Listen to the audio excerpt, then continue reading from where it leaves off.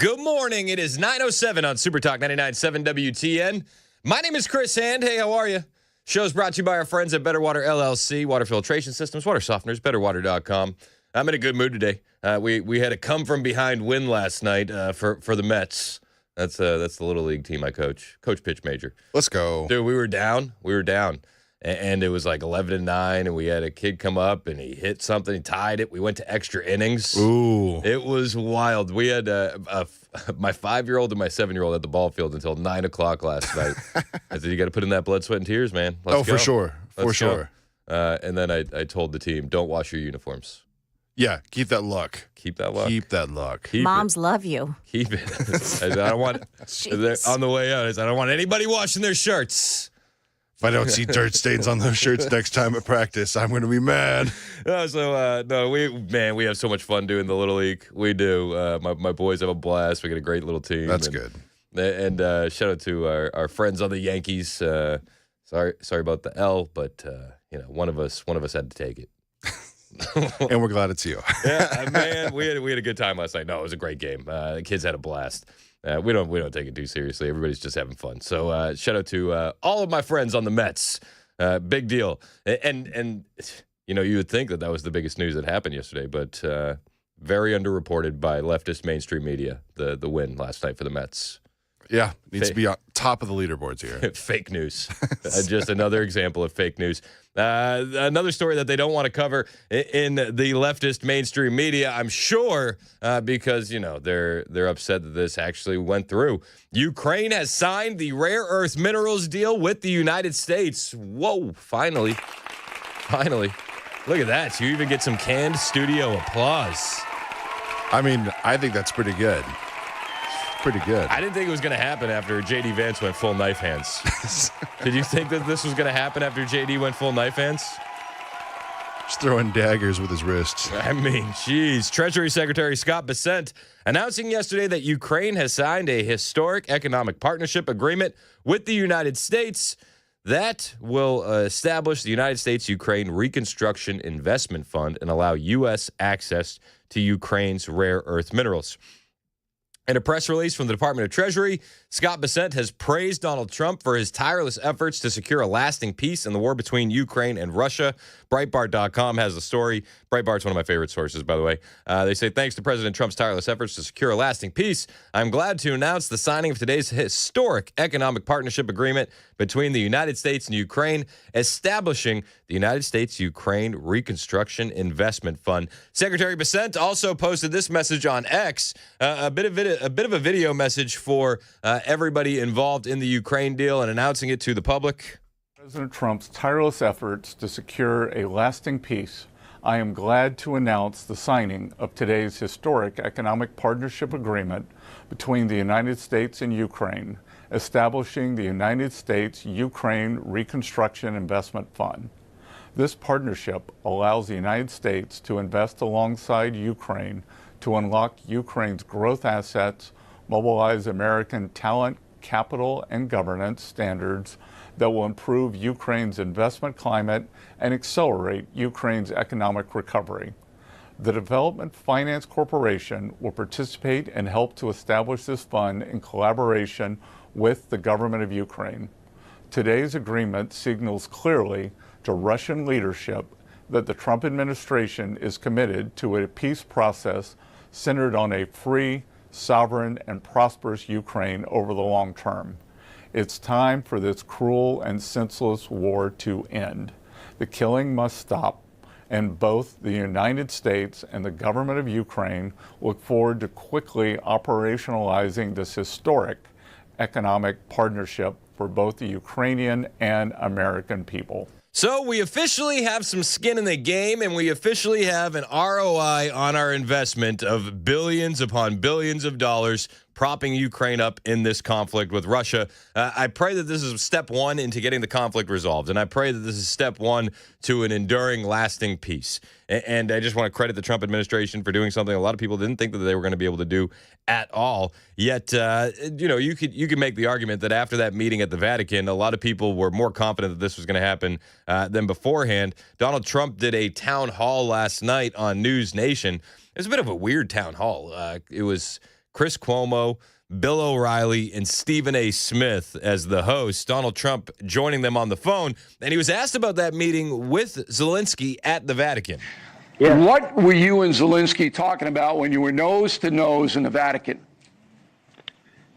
I was telling him that it's a very good thing if we can produce a deal that you sign it, because Russia is much bigger and much stronger. Russia is just chugging forward.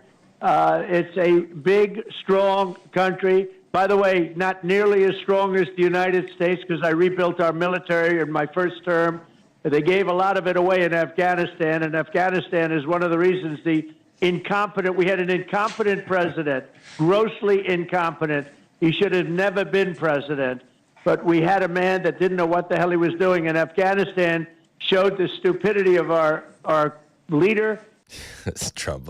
Yeah, I'll talk about Ukraine in a second, but you understand how incompetent Joe Biden was. And if you're watching on the stream, you probably saw the video where Stephen A. Smith just kind of hangs his head. He knows. He knows Trump is right. Everybody knows Trump is right. So what's next? Well, Special Envoy General Kellogg, he's talking about what came out of their meeting last week in London, talking about how they want to secure a 30-day ceasefire. And he was on Fox News talking about this yesterday, and he was talking about why a 30-day ceasefire is an important next step in the peace process. Look, I just came out of London last week, where we sat down with the Ukrainian team, with the Europeans as well, and we had 22 concrete terms that they've agreed to. What they want to, at the very first, and what they have, is a very comprehensive and permanent ceasefire that leads to a peace treaty. When I mean comprehensive, sea, air, land infrastructure, for at least 30 days. Why is 30 days important? Because it can build to a permanent peace initiative. And the reason why 30 days is important, it stops the killing.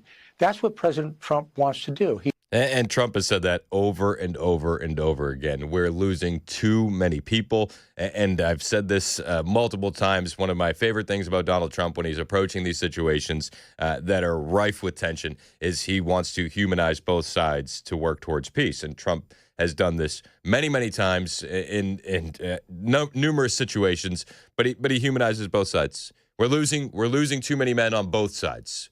I want the killing to stop. That's what Donald Trump has been pushing for, and it looks like today we are a step closer to that. National Security Advisor Mike Waltz was talking about how good this minerals deal is, and again, why this signals an official ROI on our investment in Ukraine. This was this morning on Fox and Friends. It's about what the audience should know about what this deal means to us here at home and Ukraine's security. Well, Brian, this deal is good for the American taxpayer that is recouping the billions of dollars that we've put into supporting Ukraine. It's good for Ukraine and helping it grow the pie in terms of its development and reconstruction, and it's good for its security, where you have 50-50. The Development Finance Corporation with the Treasury Department that is investing in the critical minerals, the rare earth elements that the United States need and Ukraine needs for its future. All of this, nobody said could be done. President Trump said, get it done. And congratulations to Secretary Bessent, the entire national security team that leaned into this and established this, I think, really first of its kind in many ways deal. Yeah, listen, this is definitely the first of its kind in many, many ways. And we're going to see how this pans out in the coming weeks. And again, I just pray that this results in a lasting peace. And I think that war needs to end. Everybody thinks that war needs to end. And maybe this deal absolutely benefits the United States. You know, we'll wait to see what the specifics look like, and it's going to take some time to parse out. But fingers crossed that this is exactly what the United States needs to get that ROI on the money that's been pouring into Ukraine. Scott Bessent was on Fox Business this morning talking a little bit more about the deal and the historic economic partnership between United States and Ukraine. This was with Maria Bartiromo earlier today. It's a big deal, and I have two words for the President Trump's agenda: peace and prosperity. And this moves both America and Ukraine in that direction. The deal was something that President Trump conceived back in February. He dispatched me to Kyiv to present it to President Zelensky. So we've been working on this. This was first presented to the Ukrainians on February 10th. We signed yesterday. As you know, there was a bit of turbulence in between, but a bit of turbulence in between. As you know, there was a bit of turbulence in between. Yeah, again, J.D. Vance, knife hands, turbulence. It was a little turbulent. I think that this is win-win for both sides, and it's very innovative. The easy thing to do would have been to give the Ukrainians more loans, pile on more debt, tax the American people more, and lose the support of the American people. Here, that the Ukrainians can see a path to economic prosperity once this conflict ends, and the U.S. businesses, U.S. best practices, U.S. capital will be part of that. Yep, let's go. I'm here for it. And again, what I'm going to be doing is just praying for peace on both sides, and I pray that this deal is as good as they say.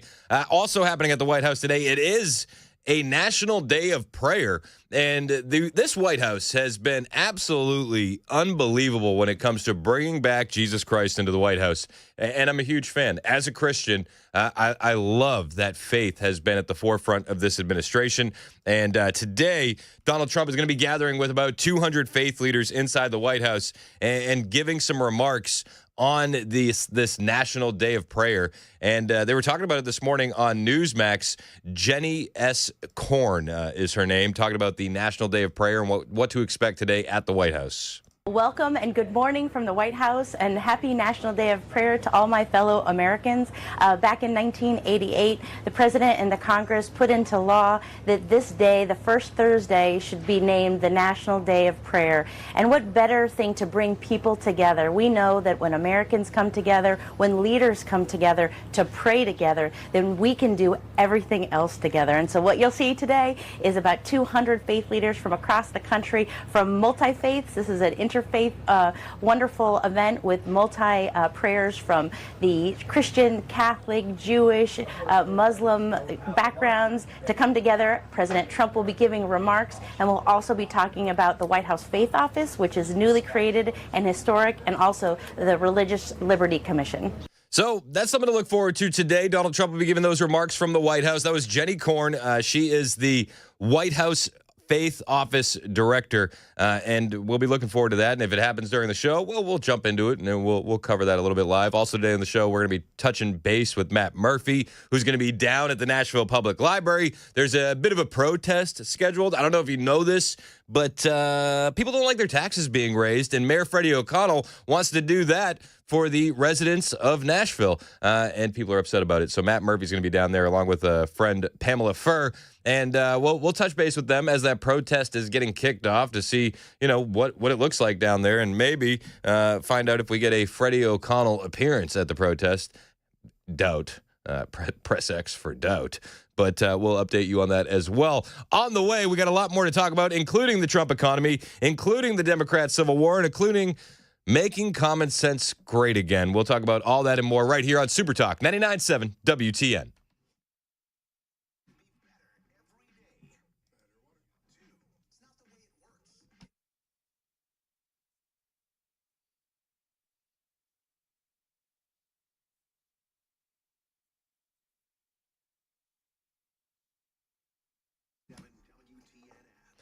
Hey, what's up? It's Chris Hand, and I want to tell you about my friends over at Better Water LLC. If you're a little bit suspicious about the water you got, weird smells, putting stains on your clothes, or it's just plain old bad tasting, you need to talk to my friends at Better Water LLC. They can help you get the nastiness out of your water, and it could be real nasty. I'm talking sulfur, iron, chlorine, bacteria, even E. coli, and these guys can eliminate all of it. Think about it as like a giant Brita filter for your entire house, or they can scale it down for just under your sink, or even your entire business. Now, these guys, if you got this nasty stuff in your water, they'll help you with reverse osmosis, water softeners, specialized filters, UV light. Better Water has you covered, and they're a local company based right in Smyrna, right in the heart of Middle Tennessee, serving all of Middle Tennessee, and they're even already serving the hospitals that you visit and the coffee shops that you visit.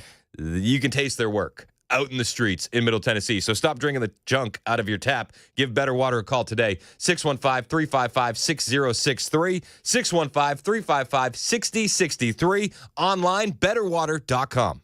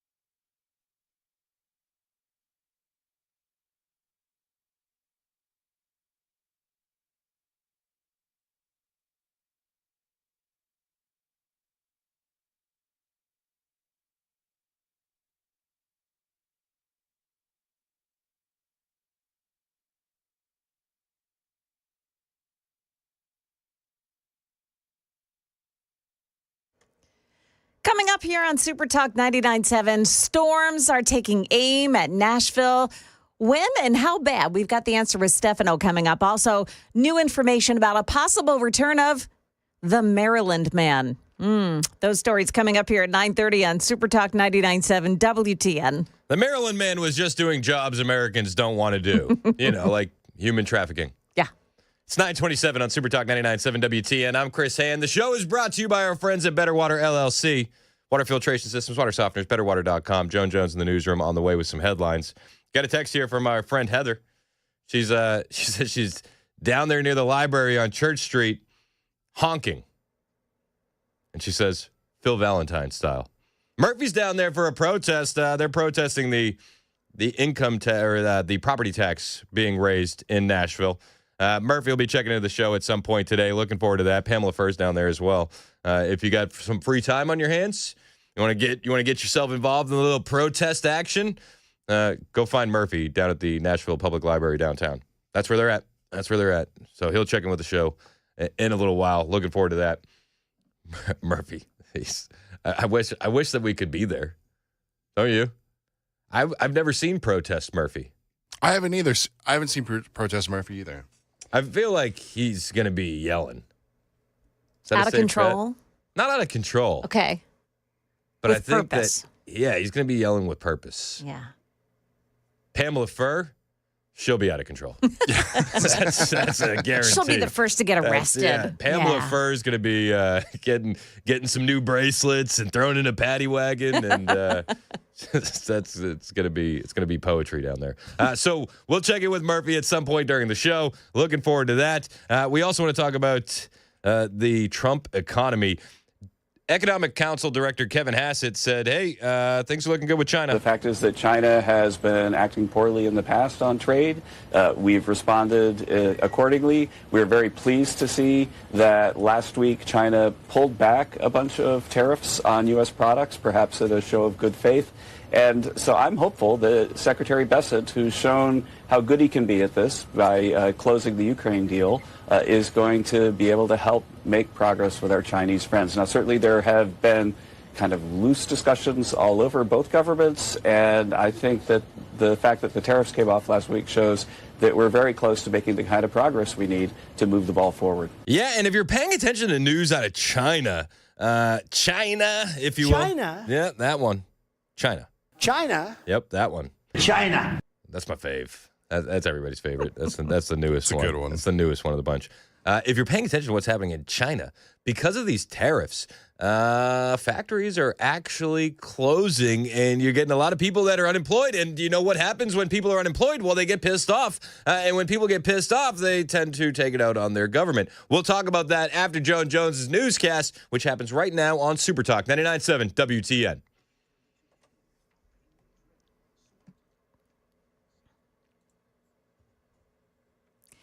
Good morning. It's 9:30. I'm Joan Jones with your top stories. The fact is that China accident this morning.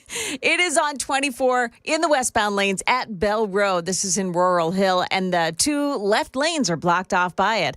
Could be pretty slow in that area, too, this morning. Storms are expected to fire up around the Nashville area this afternoon and tomorrow afternoon as well. Both days, the severe threats are pretty much the same. Main focus around damaging wind gusts. There could be some heavier rainfall, maybe even some hail possible in some of the strongest thunderstorms. Channel 4 Stefano DiPietro, but not likely any tornadoes.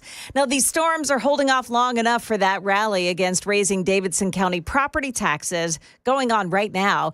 It comes amid growing concerns that Mayor Freddie O'Connell and members of Metro City Council are considering raising property taxes to offset possible reductions in federal funding.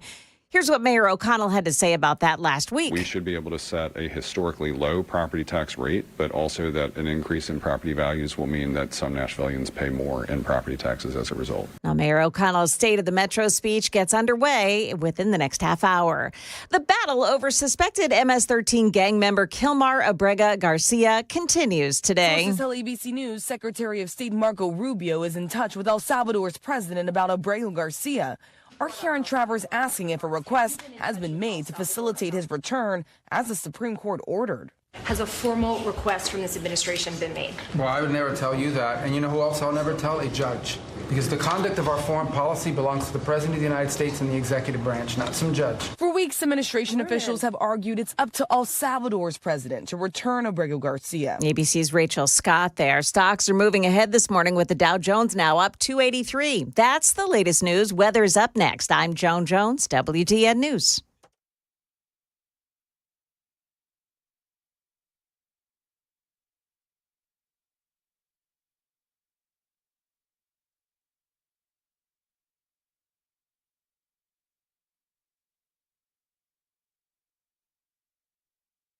Hey, It's Chris Hand here from my friends at the Glock Store. You know how kids get excited about Christmas? Well, that's kind of how I feel about the Glock Store's annual open house. I mean, this is going to be the best day of the year. It's one of my favorite days of the year, and it's happening on Saturday, May 31st. Every year, these guys roll out the red carpet for Nashville, open the doors, and have tons of raffles, deals, and full auto fun. This party is going to be a banger. And this year, the raffles nonstop all day, and we're talking custom Glock handgun giveaways, premium gear, you name it. And even if you don't win a raffle, you can still win at the Glock Store's 5th annual open house because the deals are insane.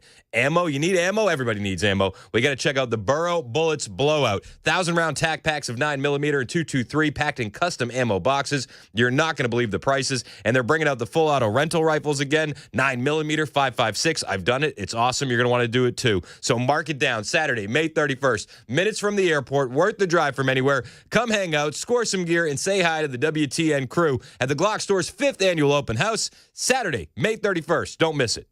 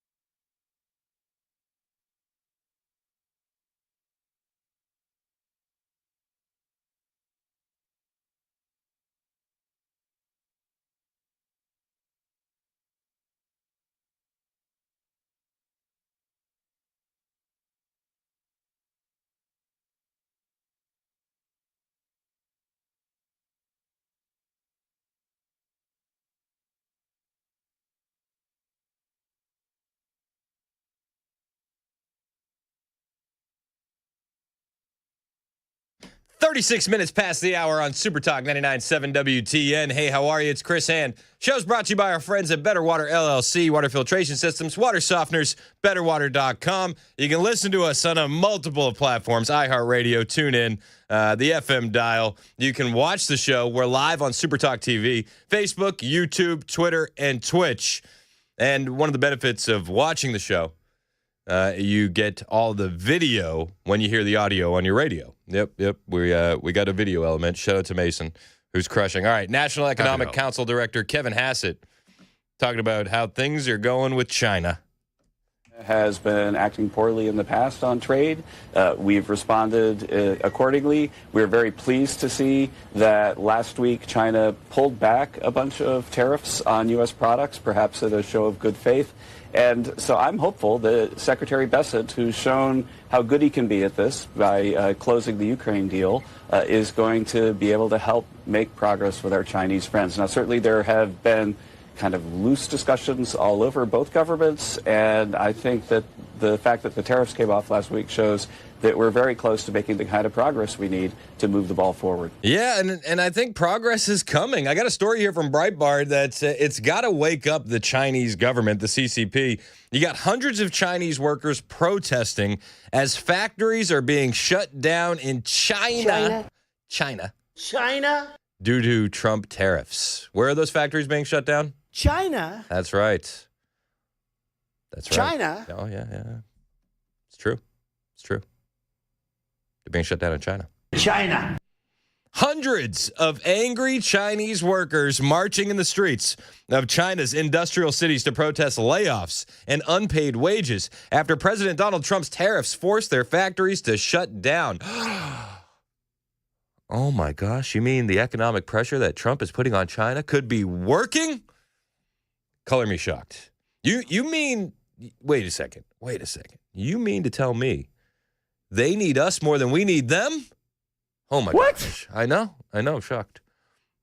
Unemployment was already a steady problem for China, according to Breitbart.com in this article. Faltering post-pandemic economy, particularly with youth unemployment. And now analysts are predicting Trump's tariffs could wipe out, listen to this, in China, Trump's tariffs could wipe out more than 16 million jobs.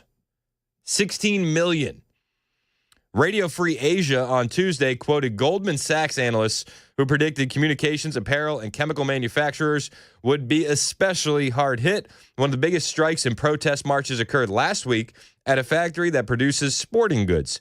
A company representative hastily hung up the phone when Radio Free Asia called to ask them about the current status of the labor dispute.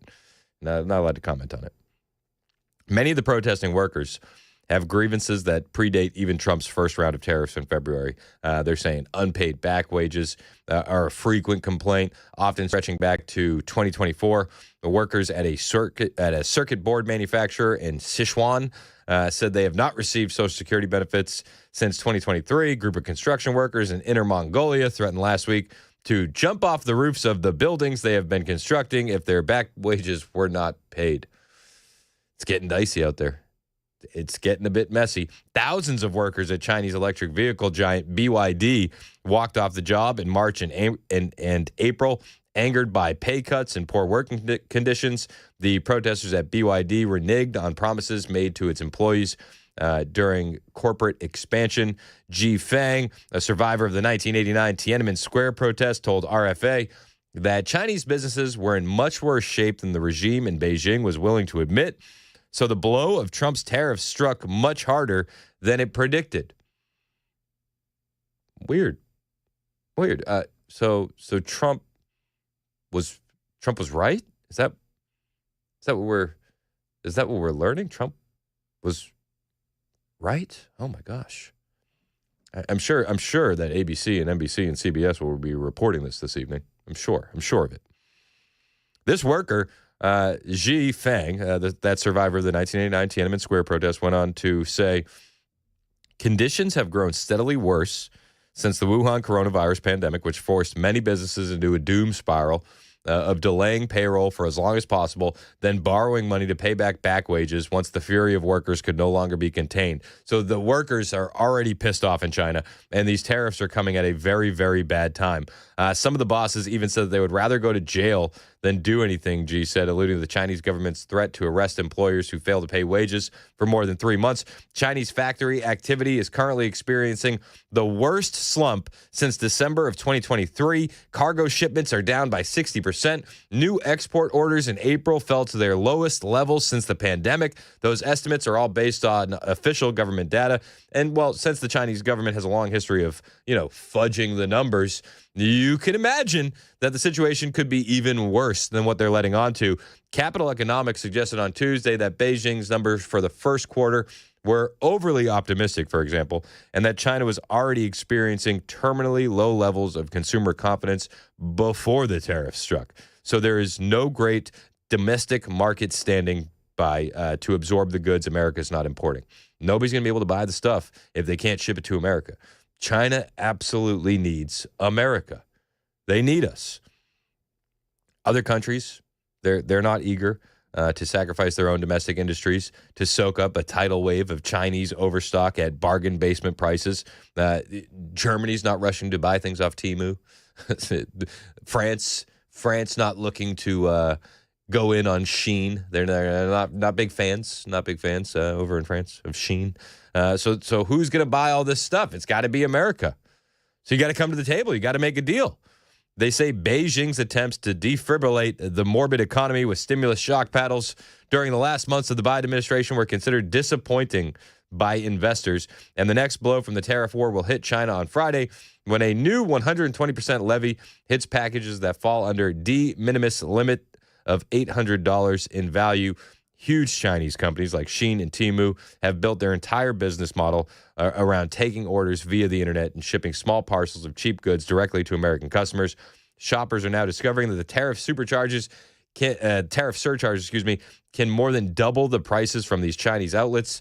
Based on anecdotal reports, Temu seems determined to tell its customers exactly how much Trump's tariffs are costing them, while Shein is struggling to absorb the costs as quietly as it can. American businesses are taking damage from the trade war as well, but that could become another problem for China because those weak export orders are not going to perk up until American importers feel confident in placing big bets on Chinese manufacturing again. The harder China's retaliatory tariffs hit American companies, the longer it will be before China's ports begin humming with activity again. Chinese dictator Xi Jinping and his top officials remain defiant, but on Wednesday, Xi hinted that major policy changes could be coming to handle tariff damage. He did not say exactly what his government planned to do, besides creating more propaganda to accuse the United States of being a bully. But that's where they stand right now. They're already hurting, and this is only going to hurt more. Meanwhile, in America, you look at the Donald Trump economy, and it looks pretty good. We have a lot of countries coming to the table to make trade deals. And U.S. Trade Rep Jamison Greer was saying that we're reordering this global trade, and it's not easy, and it's not something that's been done since World War II, but nothing worthwhile is going to be easy, and we're going to reap the benefits from this sooner rather than later. Mr. President, it may come as a surprise, but this has been the busiest 100 days in the history of the office. In history. This is the biggest deal ever done. If you sold IBM, ExxonMobil, and 5 other companies together, it's peanuts compared to what we're doing. This is the biggest deal ever done financially in the history of the world. And I think we're doing great. You're going to see some big, big results. Go ahead. And I'll just say something that Secretary Duffy said in his context, because it's complex, no one has done it. So this is something, a reordering of global trade that hasn't happened since the end of World War II. Nobody's done it because it's so complex. Nobody's done what Trump is doing because it's too hard. That's according to U.S. Trade Rep Jamison Greer. This is a reordering of global trade that hasn't happened since the end of World War II. And he goes on to say it's long overdue.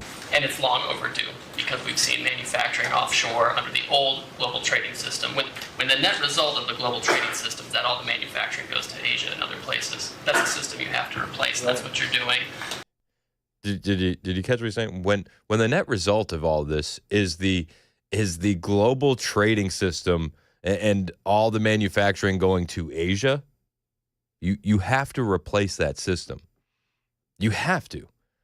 This is one of the main reasons why I just was so supportive of Donald Trump during the campaign, and I'm supportive of him now. Nobody else would be willing to do this if they had an eye towards re-election. I said this numerous times when it came to Ron DeSantis especially. Let Trump get in there. Don't run against him. And then DeSantis would have had just a green light, just coasted into 2028. He honestly could have. And you get a guy in there beforehand that's willing to do hard things that a lot of people don't want to do. And the hard things that could hurt your reelection chances. If you wait until 2028, DeSantis, you would have got in with a clean slate because Trump is willing to do these hard things. Nobody listened to me. Nobody took my advice. Maybe it was the high heel jokes. Maybe. Obviously. Probably. But they're doing this because it's hard. They're not doing this because it's easy. They're doing this because it's unfair to Americans. And it needs to be done. They said you wouldn't be able to do global tariffs. We did it. They said everyone would retaliate. No one retaliated outside of China. They said no one would come to negotiate. We're talking to dozens of countries. They said no one would have offers. We have dozens of written offers. We have lots of countries in this week. This is like a break for me to come. Sure. They told you it wasn't possible. They told you it couldn't be done. They told you that everybody would retaliate. They told you nobody would come to the table to negotiate. Yet that is demonstrably false. Nobody retaliated, sans China. Everybody's coming to the table to negotiate. And then Jameson Greer pulls out a list of all of these meetings that he has, and it's a thick list. It is a thick list. National Economic Council Director Kevin Hassett was on Fox Business, and he says, listen, nobody's giving Trump enough credit for how well he understands and how informed he is on this policy stuff. Nobody gives Trump enough credit for how much he actually cares about this stuff. President Trump doesn't get enough credit for how much into the weeds he is on policy and how much he really cares about it. And look back at when he was speaking to the joint session of Congress, Larry. He said something that a lot of people didn't notice that were watching the speech, but a lot of businesses did. He said, these tax cuts will be retroactive. Right. Do you remember that? Right. He said these will be retroactive. Yes. And then all of a sudden in February and in March, we had an unprecedented capital spending boom. Yes. Equipment investment went up 20%. Overall business fixed investment went up 10%. I mean, it was an astonishing moment, I believe, in the history of presidential economic rhetoric, because he went into the weeds in a way nobody I've ever seen has ever said something about retroactivity in a State of the Union address, but he did it because he understood that we've got to make people know, don't wait until we pass these things. We're going to pass them, and when we pass them, things are going to take off. And then all of a sudden, after the worst January you've ever seen, we saw February and a March that's for the record books. Yeah, and you're seeing more and more companies coming back. It was just announced by Mercedes that they're going to be making another vehicle, another model in the U.S. to counter these tariffs. And I think a lot of it has to do with what Kevin Hassett said there. Not only are you going to avoid the tariffs, but when the tax cuts come, they're going to be retroactive. And that seems like a pretty good deal to a lot of businesses. But Trump doesn't get enough credit for this. No. They're going to still be trying to ding Trump on the fact that GDP shrank.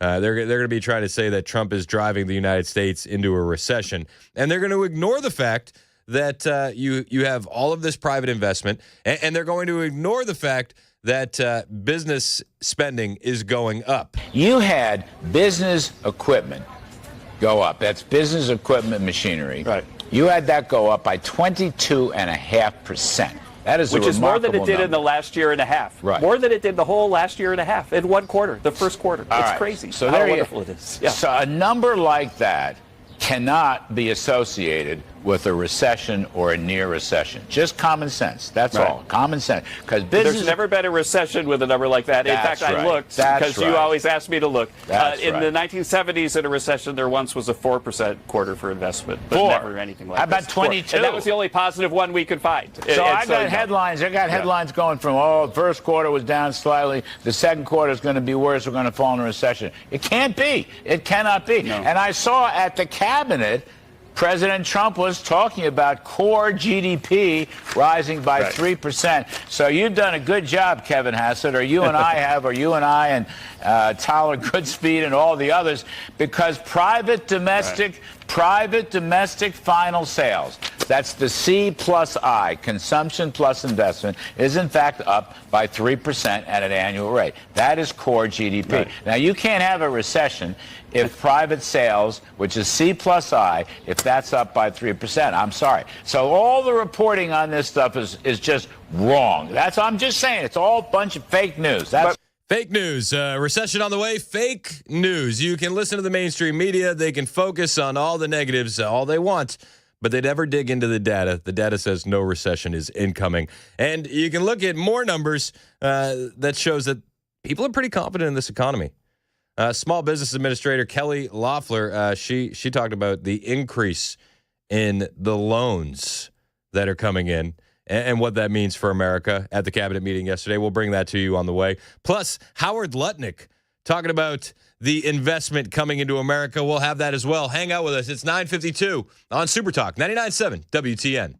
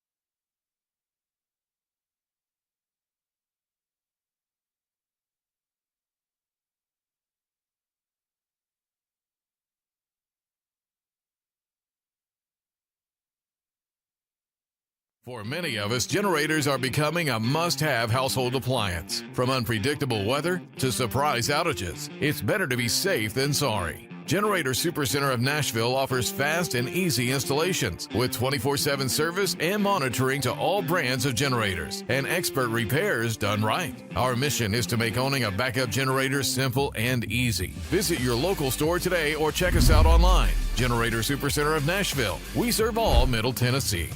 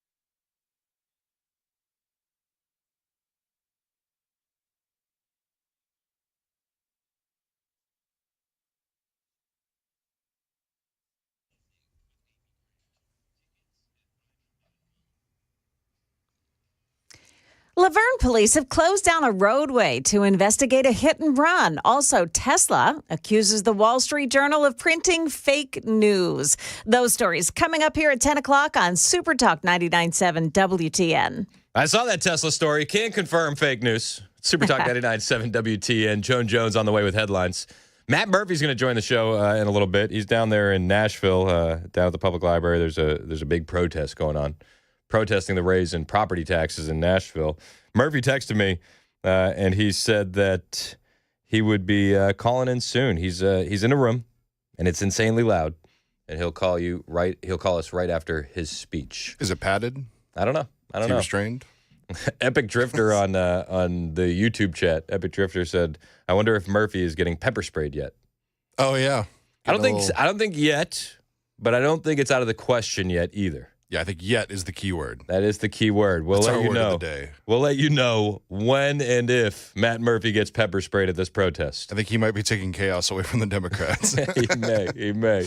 We'll talk about that on the way. We were talking about the Trump economy, and you know what? When it comes to small businesses, we're doing pretty good. Well, we're seeing tremendous demand for capital in the lending space for manufacturers. In fact, we just announced yesterday in President Trump's first 100 days that we have seen a 74% increase in manufacturing loans to small manufacturers, which make up 99% of all manufacturers in America. And so what we're seeing is over 100 manufacturing loans a week under President Trump. So what he's doing is helping through his Liberation Day and restoring fair trade is to level the playing field for our manufacturers and to supercharge the industries and the workforce that built this nation.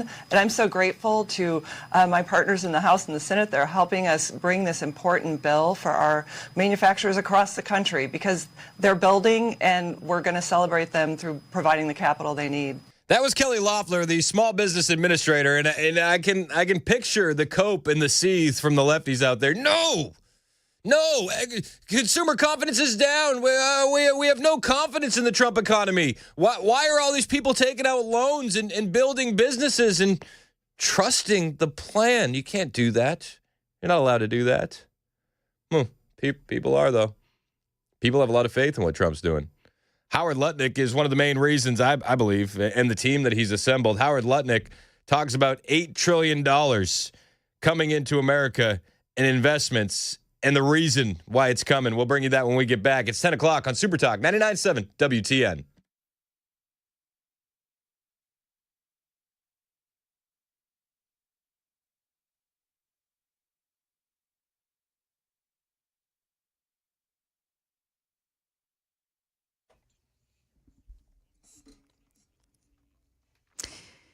Hello there, 10 o'clock. I'm Joan Jones with your top stories. Watch it on 24 westbound lanes past Bell Road. The crash blocks off the right shoulder there.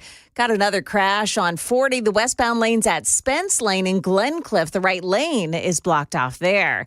In the news, Laverne police are still on the scene of a deadly hit-and-run crash this morning where an elderly man was killed in the early morning hours. WSMV's Holly Thompson reports. It's along Old Nashville Highway. It's near Murray Lane. Police are urging you to avoid the area that's now closed while they investigate. There's no word yet on how long that will last. Officers responded there after reports of an elderly man found unconscious along the roadway. His identity is still not known. In Clarksville, city officials say they're going to start working on installing a roundabout along the closed-off intersection at Rollo Lane and Dunlop Lane. It's a project that has been on the books for a long time. That intersection is already closed now for flood mitigation work. Today's announcement says they'll do both projects at once to prevent future closures. So how are the negotiations over President Trump's big, beautiful bill going? Tennessee Senator Marsha Blackburn says things are moving along in the House of Representatives with guardrails that were set by the Senate. We put in a floor for cuts.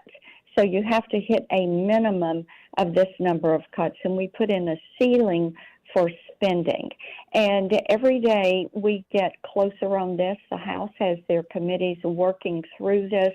Blackburn on the Dan Mandis Show this morning. Tesla is denying a report in the Wall Street Journal that says the Tesla board is searching for a replacement for Chief Executive Elon Musk. Tesla's chair, Robin Denholm, wrote on X that report is absolutely false.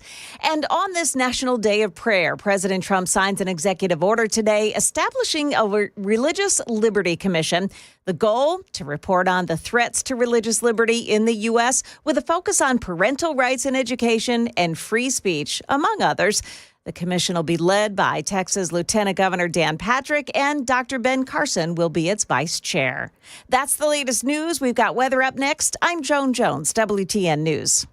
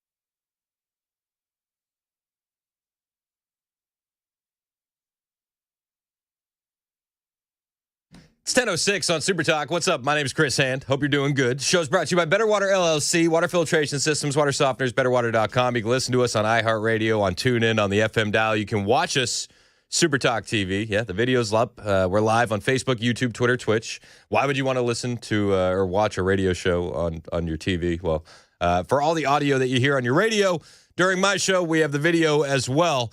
Just a little added bonus. It gives you more of a visual, so it's. I think it's worth it. Do you think it's worth it? I absolutely think it's worth it. I think it's worth it. Hit like and subscribe while you're there, and join in on the YouTube chat. The YouTube chat is that's Twitter. Well, yeah, that's Twitter. What the heck was that? That's when you send a little like notification. Bell's got little buttons and whistles and whatnot. And I was does Twitter even use that sound anymore when you send a tweet? Not at all. No. But the YouTube chat's money. I got a comment here from Honky Kong, a.k.a. Samoan Bulldozer. Everybody has their own usernames on YouTube. It's like AOL Instant Messenger back in the day. He said, talking about the protest down there for the property tax increase in Nashville. Honky Kong, Honky Kong, a.k.a. Samoan Bulldozer, says, Pamela Furr has stormed the Capitol and planted the 99.7 flag. Well, we'll find out if that's true when Matt Murphy calls into the show. And then I just want to say I got the cutest picture of my daughter, Kennedy. She's down at Cannon County right now. I thought you were going to say she's protesting too. I was like, she's whoa. not. No, she doesn't Does she know protest. about She doesn't property protest tax? yet. She would be grounded if she's protesting property taxes. Anyway, she's down in Cannon County. If your kids or your grandkids are they have a field trip this week or next week to the Art Center of Cannon County to see Charlotte's Web, well, they'll see Kennedy starring as the sheep. Oh, cool. I'm not, maybe I'm looking through this with rose-colored glasses. I think she is the greatest sheep to ever star in Charlotte's Web. I'm just gonna let you know. I think Award ceremonies. I think they should retire the part after this. Just Understandable. write it out of the script. Understandable. Nobody's going to be able to top it. So, listen, we're just, the kids. We need more likes and subscribes for summer camp, but they're doing all right. We got a winning baseball team. We got actors and actresses and all the things. So, if you're going to Cannon County this week for a field trip, your kids are. You'll see the star. Not many times in Charlotte's Web, the sheep is stealing the show, but it's going to happen. I'm just letting you know. We're talking about the Trump economy, and the Trump economy has been going pretty good. One of the reasons that I'm very, very confident in Donald Trump and the plans that he has are the people that he's put in place. It's guys like Scott Bessent. It's guys like Jameson Greer, and it is definitely guys like Howard Lutnick. Yesterday, Donald Trump had organized this meeting. He had all these CEOs and business leaders in the White House, and he had them all coming up, talking about the investments that they're making in America. But Howard Lutnick came up to the podium, and he wanted to talk about the $8 trillion that has been invested in America since Donald Trump took office. The president talks about $8 trillion coming into America. And there's only one reason it's coming in.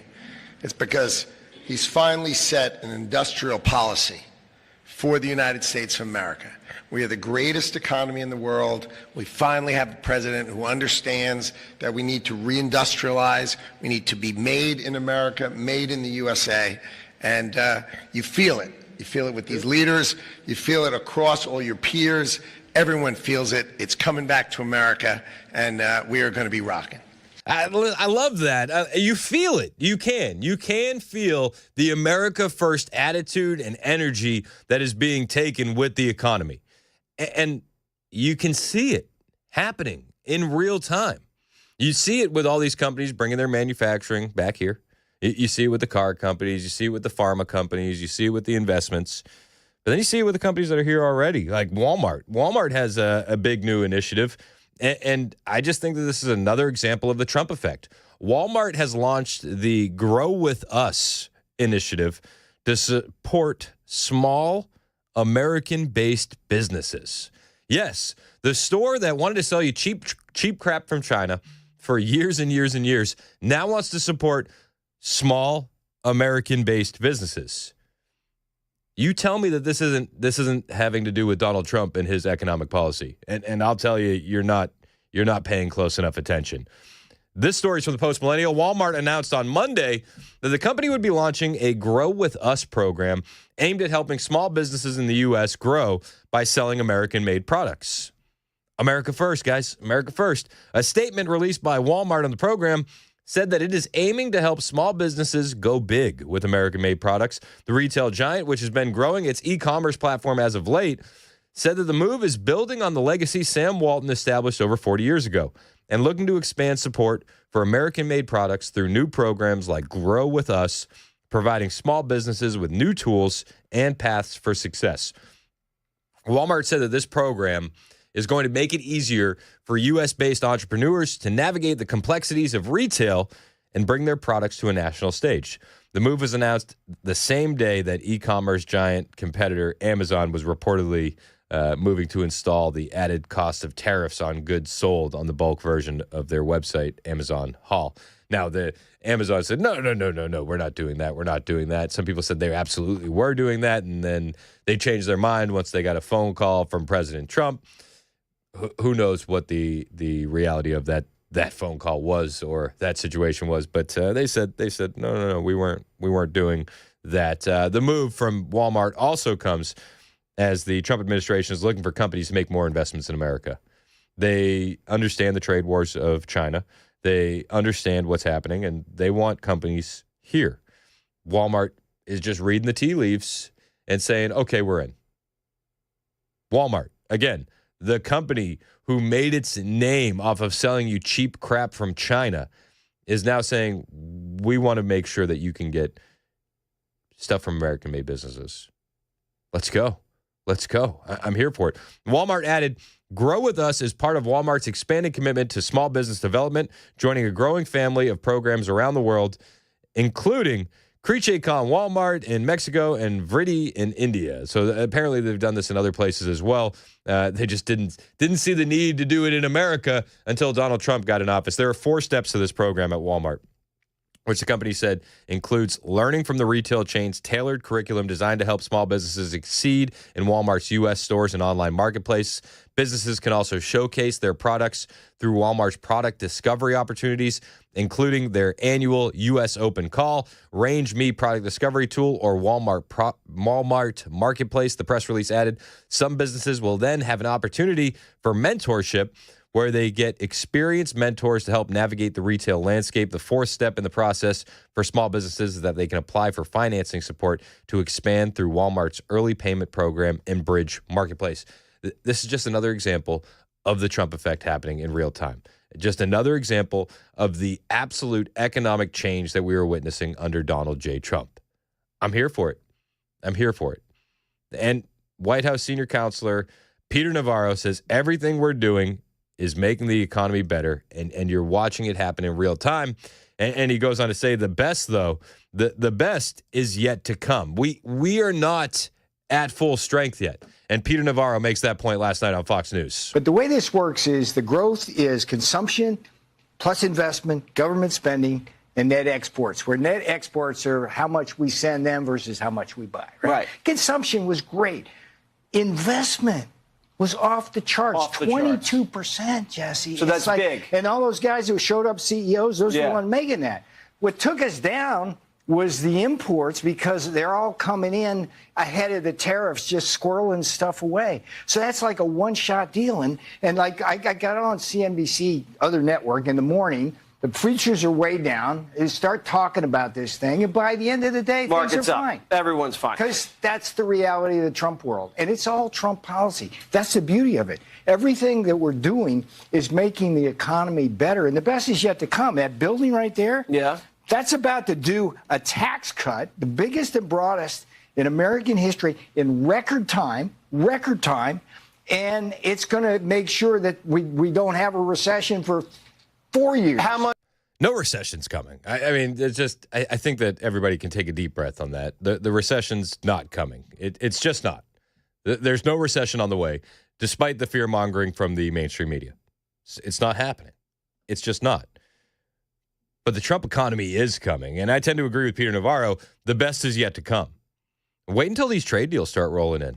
We're going to see an economic boom in this country. We're already seeing energy prices go down.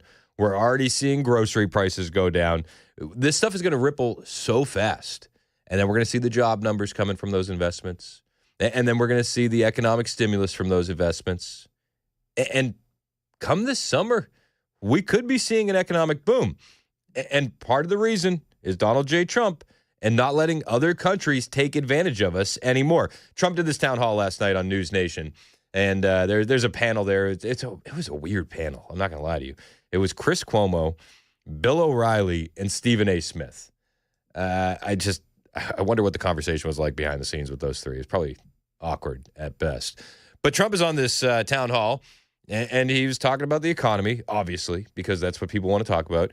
And he says, guys, what we're doing is what other countries have done to us, and now they're going to have to come to the table and they're going to have to negotiate. This is what other countries have done to us. We've been the laughing stock and the whipping post. We've been ripped off by every country practically in the world, just ripped off on trade. And by the way, ripped off with NATO and the military too, because we supported NATO to a tune that was almost, at one point until I became president, it was close to 100%. We were spending. So we're spending on NATO to protect Europe, and then on Europe, they're ripping us off on trade. But if you look at the European Union, they've been brutal to the United States. We lose $300 billion, $350 billion a year to Europe. They don't take our cars. We take 10 million of their cars. That's getting they don't better, take our though. farm products. Right. We take their farm products. And it has to change. And Donald Trump is changing it rapidly fast. Just to note, insanely fast. We're working on Trump time. Now, he also says during that town hall, listen, he's going to be flexible. He says he has to be flexible, and flexibility is going to be factored into this. And we've seen some of that. We've seen some of that with tariffs coming on, tariffs coming off. We've seen him being flexible, but he talks about it a little bit in this town hall. Well, the problem is Chris, is I have to be flexible because as you do things in life and in business, you need flexibility. You can't just be hard line and I'm going to run right through a wall and I'm never going to go over it or around it. I'm going to go straight. You have to be able to dodge and move and be flexible, and especially in business.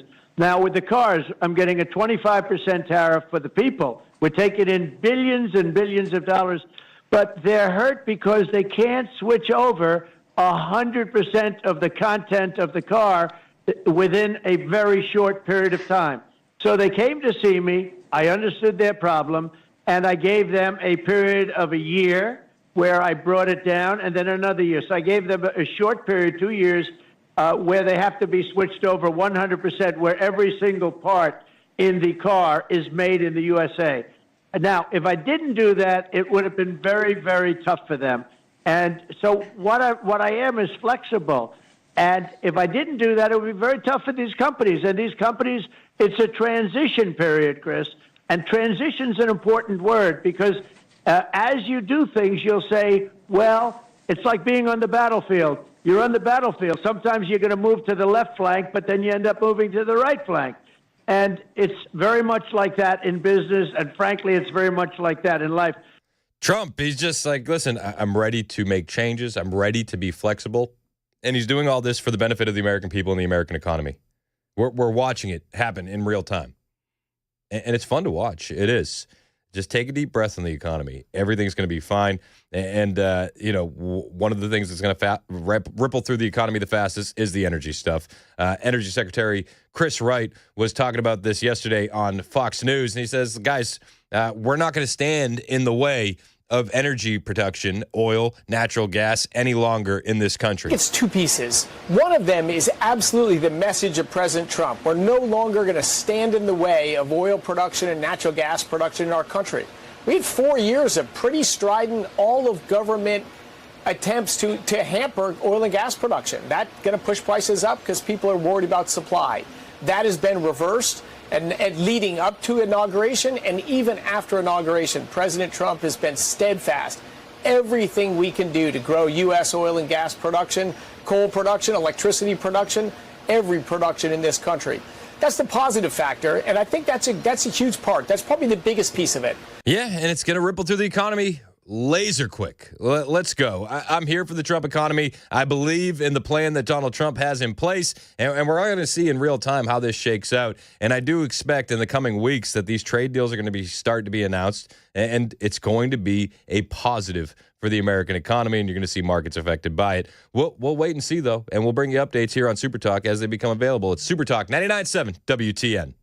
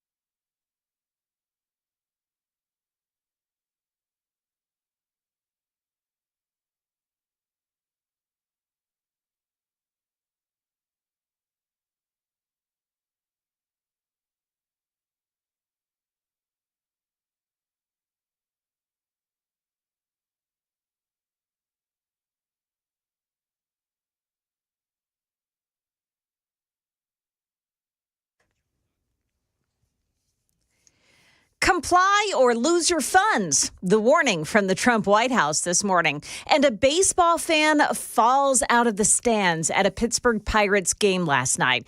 We've got that and more coming up here at 10:30 on Super Talk 99.7 WTN. Thank you, Joan Jones. It's 10:25 on Super Talk 99.7 WTN. I'm Chris Hand. Show's brought to you by Better Water LLC, water filtration systems, water softeners, betterwater.com. You can listen to us on iHeartRadio, tune in, the FM dial. You can watch us Super Talk TV live, Facebook, YouTube, Twitter, Twitch. Hit like, hit subscribe. We appreciate it when you do. I'm still waiting for Murphy, Matt Murphy. He's down at the Nashville Public Library downtown. There's a bit of a protest, bit of a rally. People are upset about Nashville raising their property taxes. Yeah. Understandably so. 30% raise, right? Yeah, that's nuts. After another 30% raise a couple years ago? Yeah. No big deal. But they want to complain about the housing affordability crisis. Yeah, I won't be able to retire or own my own home until I'm 102. So if you got some free time, you want to make it down there, hang out with Murphy, Pamela Furr, and a bunch of patriots and protest that property tax increase. They're down there at the Nashville Public Library, and Murphy will be calling in to provide us with an update on him and Pamela Furr. I think they're chaining themselves to some light posts. They're not leaving until Freddie O'Connell says he won't raise the property tax. Running the chain through the chain link fence so you can stay. Yep. You can't pull me out. You can't. They can't leave him. You can't leave him. I got a text here from 4460. Just filled up my work truck for under $50. That never happened under the sniffer in chief. Trump winning. Trump winning. Thank you that. Thank you for the text, 4460. Thank you. Thank you so much. Come on, man. No, Joe. Chill. Donald Trump's been doing a lot of good things. Now, he's up against it, right? He's got to deal with not only the Democrats, not only the leftists, but also leftist activist judges. And these judges are the worst. I got a new story here that is going to make your blood boil. A Biden-appointed judge has blocked Border Patrol agents from arresting suspected illegal aliens without warrants. Yep. Hey, Border Patrol agents, you are not allowed to arrest those illegal aliens anymore because you don't have a warrant. What? Yep. This is fine. You sure about that? This is fine. United States District Court Judge Jennifer Thurston, appointed to the U.S. District Court for the Eastern District of California by former President Joe Biden, or as our last texter said, the sniffer in chief. Well, she gets into the gig, and she's working for Joe, and she's decided that she's going to issue a preliminary injunction that will prevent Border Patrol agents in California's Eastern District, the largest judicial district in the state, from carrying out arrests of suspected illegal aliens without a warrant, and halting such arrests unless agents have a reasonable suspicion the suspect is an illegal alien. Indeed, the evidence before the court is that Border Patrol agents under DHS authority engaged in conduct that violated well-established constitutional rights, Thurston wrote. She wanted to say, Border Patrol is enjoined from conducting detentive stops in the district unless, pre-stop, the detaining agent has reasonable suspicion that the person is to be stopped is a non-citizen who is present within the United States in violation of U.S. immigration law as required by the Fourth Amendment of the United States Constitution. Border Patrol is enjoined from effecting warrantless arrests in this district unless pre-arrest the arresting agent has probable cause to believe that the non-citizen being arrested is likely to escape before a warrant can be obtained as required by 8 U.S.C. 1357A2, emphasis added. So in addition, Thurston is requiring Border Patrol agents to document in narrative form all arrests of illegal aliens made without a warrant with particularized facts that supported the agent's reasonable suspicion, which was formed in advance of the stop. Border Patrol agents will also be required to hand over documentation describing Border Patrol's detentive stops and warrantless arrests within the district within 60 days of Thurston's order and every 60 days thereafter. Once again, we have a leftist activist judge tying the hands of the Trump administration, doing what the American people voted for the Trump administration to do. It's also tiresome. This is not the only example I have of this. There's a few other examples of this. We'll talk about it more after Joan Jones' newscast, which starts right now on Super Talk 99.7 WTN.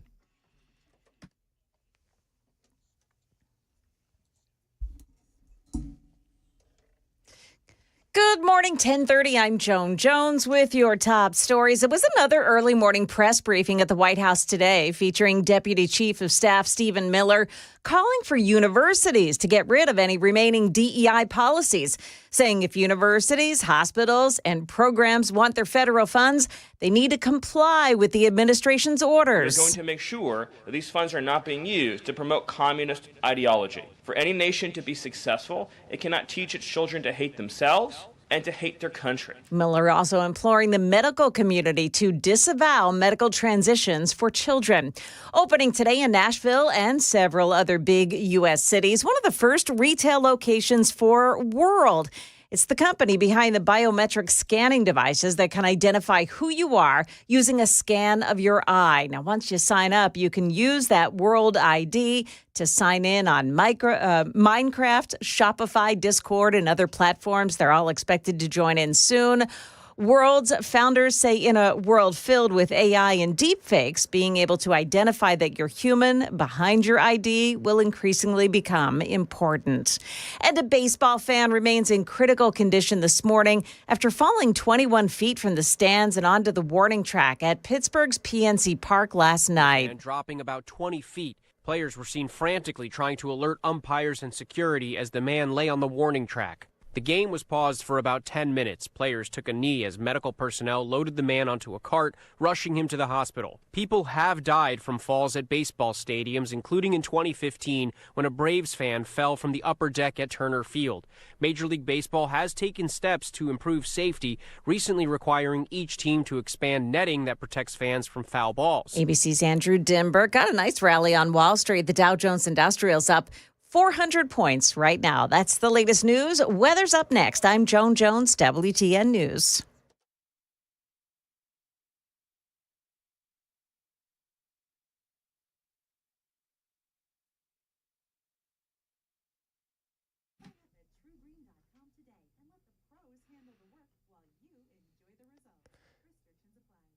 Hey, what's up? It's Chris Hand for my friends at the Wellness Institute of Nashville. And if you're living in pain, you understand that you don't have to, right? And it doesn't matter what kind of pain we're talking about, back pain, knee pain, nerve pain. You can actually fix this, and you can fix it without surgery and without drugs. And you do it at the Wellness Institute of Nashville. See, they're changing a lot of lives with non-surgical, drug-free treatments that will target the root cause of your pain. So you can forget the pills, you can skip the surgery, because these guys are specializing in spinal decompression. This is a high-tech therapy that will actually heal your spine and your nerves naturally. Who's doing it for you? Well, Dr. Mitchell, and he's trained all over the globe. Dr. Ashley, an expert in holistic healing and advanced chiropractic care. So whether it's sciatica, neuropathy, or herniated discs, these guys have real solutions for you. Right now, the Big 47 offer is going on, so you can get that spinal decompression for 47% off. The days of living in pain are over, but you need to make the call right now. 615-246-5009 for the Wellness Institute of Nashville. That's 615-246-5009. The sooner you call, the sooner you heal. Visit painisbad.com.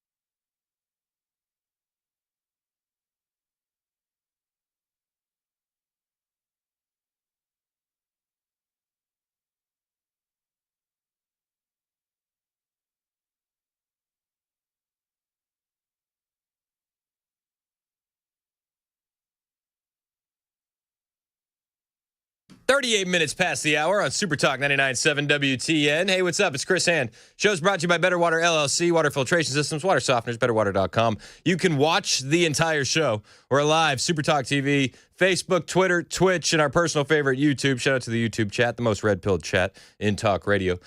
We always provide video for the audio you hear on the radio on the YouTube stream.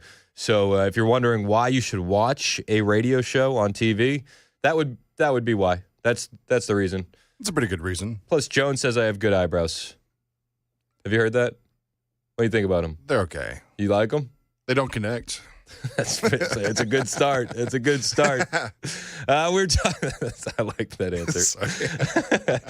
We were talking about the Biden-appointed judge who decided that over there in California, you can't just be arresting an illegal alien without a warrant. All right, another judicial pushback against President Trump's immigration crackdown. This comes after dozens were arrested in January during Border Patrol's Operation Return to Sender, where agents rounded up people determined to have entered who were determined to have entered the country illegally. Just having a tough time talking there. Now, I don't want to throw stones because talking's tough. Talking is tough. But I also want to comment, Operation Return to Sender, is that not the best name that's ever been named for an operation? Great. I love that. Pretty good. Does anybody else get the Elvis tune stuck in their head as soon as they hear it? You said it, and I was like a little hip swaying, you know what I mean? Return to Sender, address unknown. Is that pretty good? Yeah. You didn't like it. Sorry. It's better than your eyebrows. Yesterday, California District Judge Jennifer Thurston demanded CBP agents cannot arrest suspected illegal migrants without a warrant or reason to believe the person is a flight risk before they can get one. Yeah. You got to prove this illegal alien's a flight risk. You got to do it. It's all so tiresome. It is Trump versus activist leftist judges over and over and over again. And I wish this was the only story. It's not the only story. Of course it's not the only story. We got another one here. Another Biden-appointed judge has stopped the Trump administration from ending taxpayer-funded lawyers for migrants. Yes. Not only do these leftists want to make sure that all 20 million illegal aliens that came to the country get their due process, they want to make sure that you pay for it every step of the way, including taxpayer-funded lawyers. So, yes, you must continue funding attorneys for unaccompanied children facing deportation. United States District Judge Araceli Martinez Alguin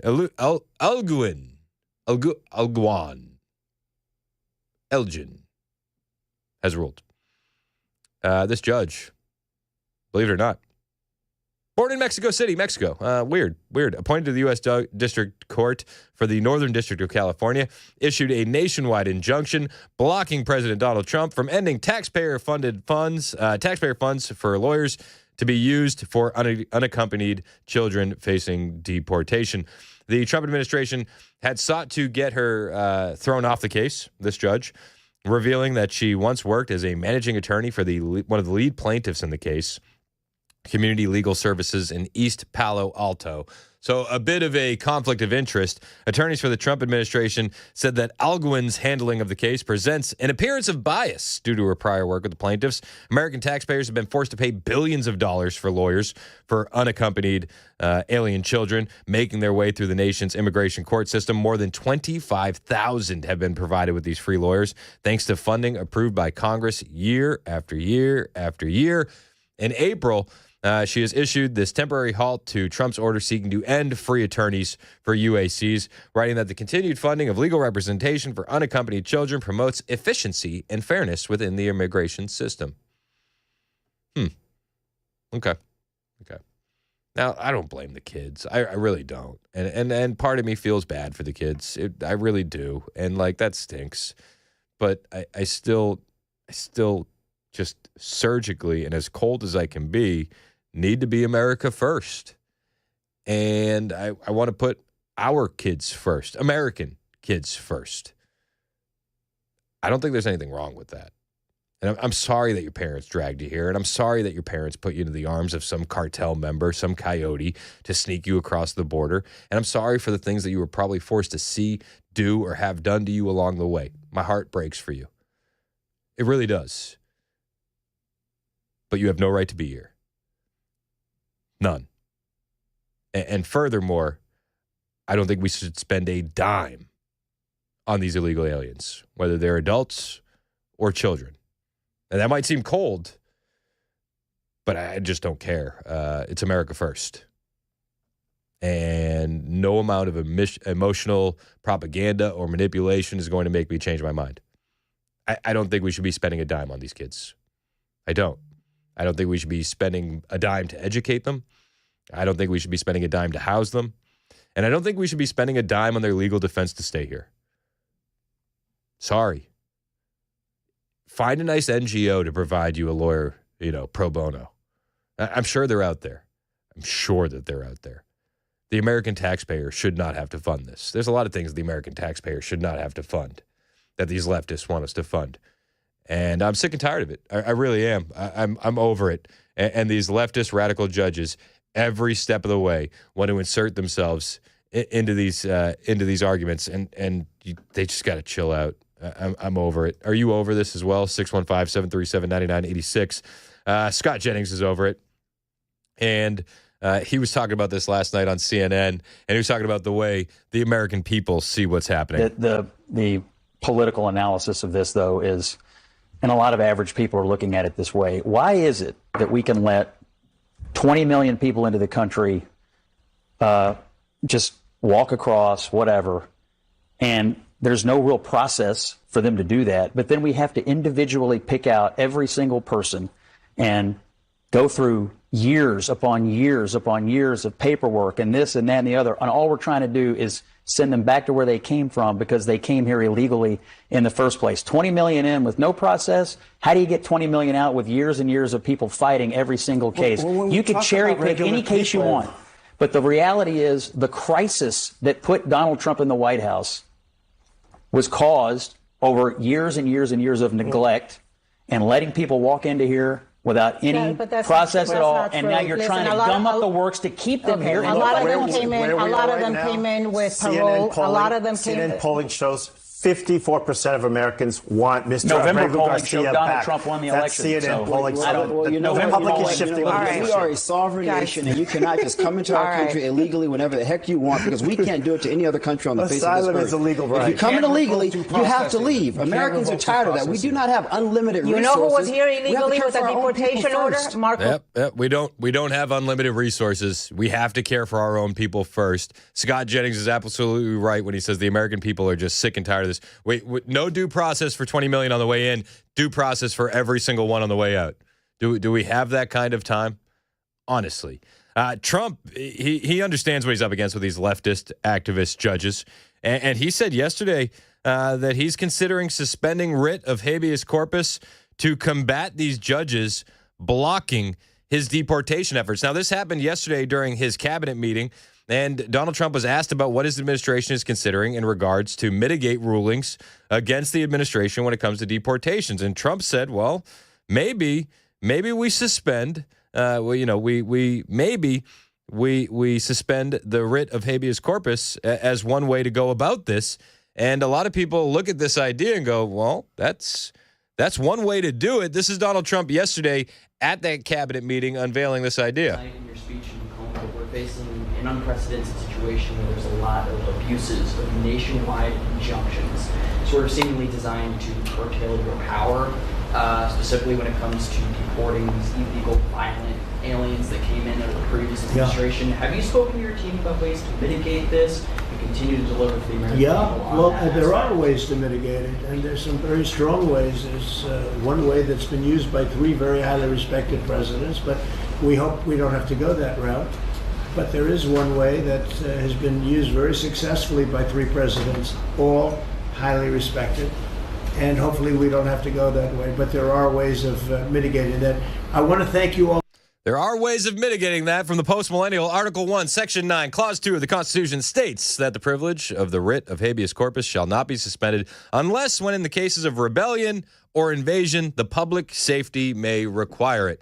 I don't know about you, but when you look at the crime and the chaos and the devastation that's been left in the wake of the path of these illegal aliens and this invasion that's been facilitated by the Biden administration, yeah, I think the public safety may require it. I do. Per Cornell Law School, a writ of habeas corpus is used to bring a prisoner or other detainee, e.g., institutionalized mental patient, before the court to determine if the person's imprisonment or detention is lawful. A habeas petition proceeds as a civil action against the state, usually a warden, who holds the defendant in custody. The petition can also be used to examine any extradition process used, the amount of bail, and the jurisdiction of the court. Trump invoked the Alien Enemies Act in early March in an attempt to swiftly deport illegal immigrant gang members from the country. He stated that as the leader of the U.S., it is his solemn duty to protect the American people from the devastating effects of this invasion. And make no mistake about it, it has been an invasion. Now, it doesn't even matter which number you take. 11 million, 15 million, 20. It's an invasion. It's an invasion. And then we got ICE having to work double time because of these leftist activists. We have the Trump administration working double time because of these judges and these activist judges. And we have ICE having to work double time because of these activists in these courtrooms. Illegal immigrants arrested by ICE in New York and Virginia after local officials have been bucking detainers. Once again, local officials ignoring immigration detainers. ICE has arrested a Mexican national convicted of murder in New York and a Guatemalan illegal alien with a violent criminal record who had been released by local authorities in Virginia despite a federal detainer. Noel Hernandez Leon, a 50-year-old illegal immigrant from Mexico, was taken into ICE custody earlier this month after being released from the Fishkill Correctional Facility in Beacon, New York, per an ICE press release. He was convicted in December of 1996 of first-degree and second-degree murder, as well as first-degree robbery, and sentenced to 20 years in prison. Although an immigration judge ordered his removal from the United States in May of 1999, he remained in prison. ICE said his date and location of illegal entry are unknown. In a separate case, ICE working overtime once again because of these leftist activists. The ICE deported Wilmer Osmeni Ramos Giron, an illegal alien from Guatemala, who was previously deported twice and was recently charged in Virginia with abduction by force and strangulation of a woman. He had previously been convicted on firearms charges. ICE said that despite a detainer being issued, Fairfax County Sheriff's Office ignored the request due to its sanctuary policy and released him in March after he served just 2 months in jail. Are you sick and tired of hearing these stories? I certainly am. And I'm sick and tired of these leftists and these activists getting in the way of the Trump administration every step of the way. It is insane. Yes, please suspend the writ of habeas corpus. Please do whatever you can to get these illegal aliens out as quickly as humanly possible. Trump does have one idea for states that are giving illegal aliens driver's licenses. Yeah, the administration, they have a plan for that, and I'll tell you about that plan when we get back. It's 10:51 on Super Talk 99.7 WTN.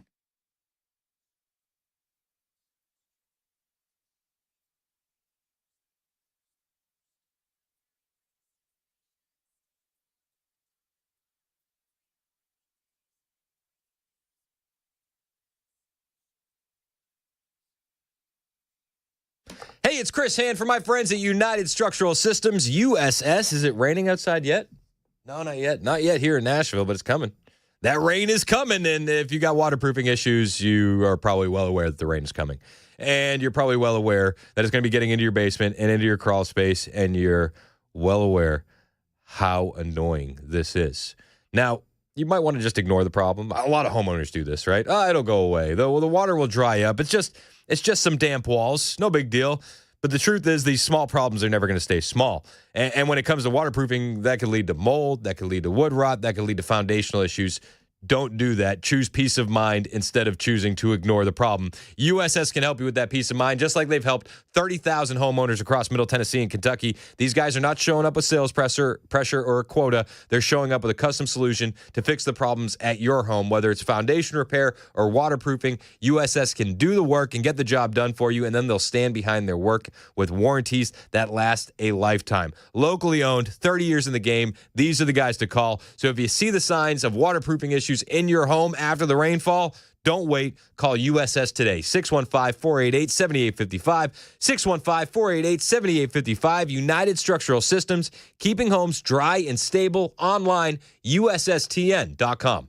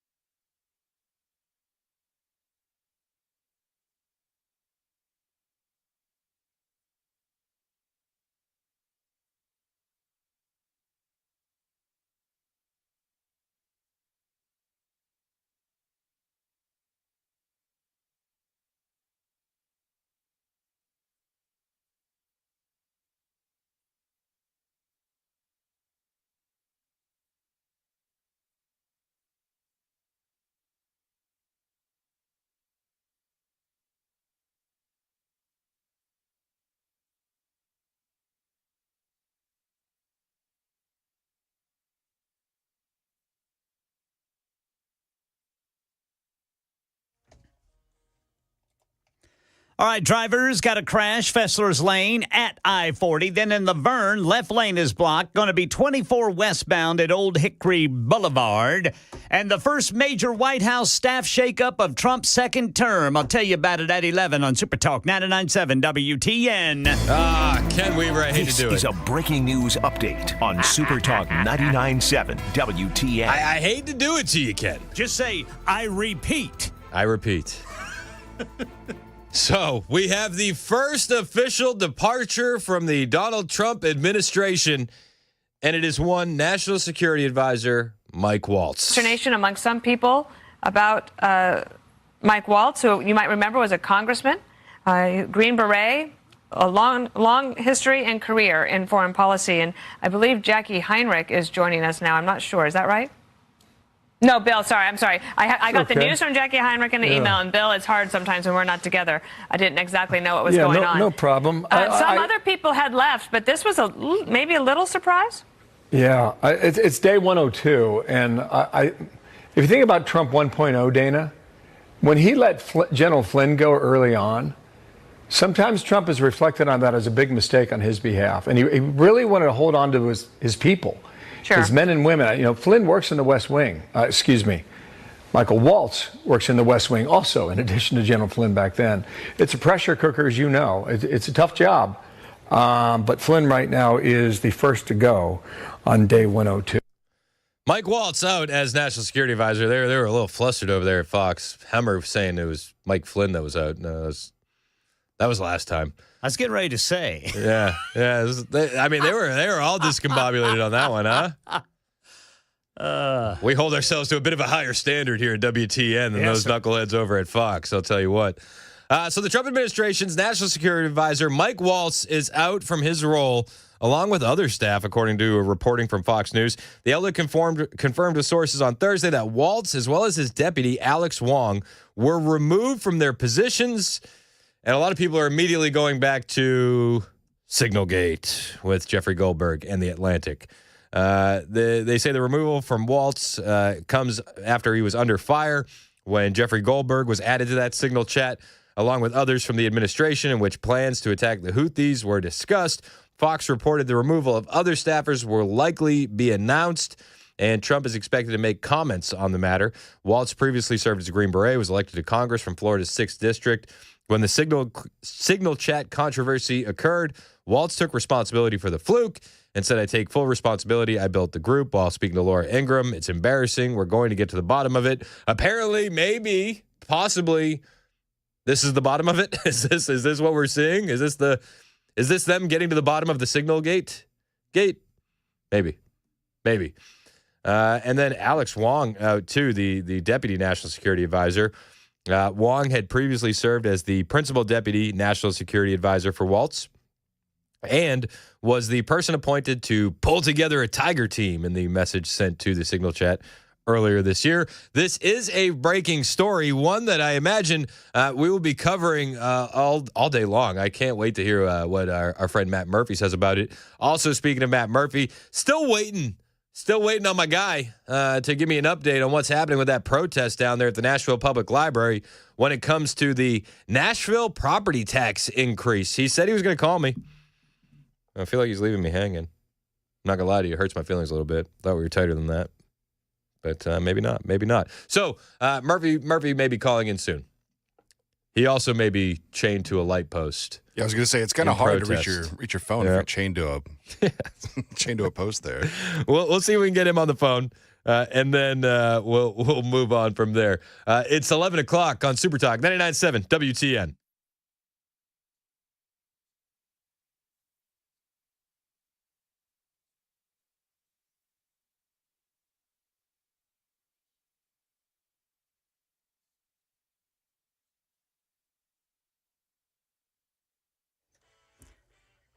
Eleven o'clock on the dot. I'm Ken Weaver with your top stories. Again, drivers got that crash. It's on Fessler's Lane right there at I-40. And then in Rutherford County, the left lane is blocked 24 westbound at Old Hickory Boulevard due to a crash. And we are looking at a level 2 out of 5 risk for severe weather today in Middle Tennessee. We'll give you the details on that during the full forecast coming up in 5 minutes. Mike Waltz is out, as President Trump's national security advisors say multiple reports. So is Waltz's deputy, leaving in the first major White House staff shakeup of Trump's second term. Here's Catherine Falders. We do know that the president has, behind the scenes, not been particularly happy with the way that this played out. And for Mike Waltz's error in inadvertently adding the reporter to that thread with multiple cabinet secretaries. So we do know that he will be out. He's expected to be out soon. He could depart his post as soon as today, and we can expect an announcement from the president shortly. Yeah, apparently President Trump is going to speak soon on this. Actually, he's going to be speaking on the National Day of Prayer, but he might be making some comments about this, too. Meanwhile, Tennessee U.S. Senator Marsha Blackburn was on Super Talk 99.7 WTN's Nashville's Morning News with Dan Mandis to talk about that big, beautiful bill they're working on in Congress. We put in a floor for cuts. So you have to hit a minimum of this number of cuts. And we put in a ceiling for spending. And every day we get closer on this. The House has their committees working through this. And we got another jobs report. Here's Jim Ryan. First-time filings for unemployment insurance surged by 18,000 in the week ending April 26th to a seasonally adjusted 241,000. The unemployment situation has remained fairly stable in 2025, despite troubling signs from other parts of the economy. Tomorrow, the broader jobless report for all of April comes out. Here in Nashville, an 18-year-old under arrest after reportedly shooting a teenage girl in the leg, then taking shots at Metro Police. Spokesman Don Aaron telling Channel 4 Emmanuel Orr is accused of shooting the girl on a trail at Cedar Hill Park, then turning the gun on police when they tried to arrest him. This is a recipe for disaster. An 18-year-old with a gun, handling it there in the park. The female was walking in front of him. He shoots her, thankfully not seriously. Or eventually surrendered after barricaded himself inside a restaurant bathroom. Fortunately, no officers were hurt. The victim's expected to be released from the hospital today. Mayor Freddie O'Connell right now giving the mayor's State of Metro address. We have not seen any word yet as to his announcing any property tax increase, but it is something that a lot of people are anticipating. And once we get word on that, we'll let you know. That's the latest news. Weather is next. I'm Ken Weaver, WTN News.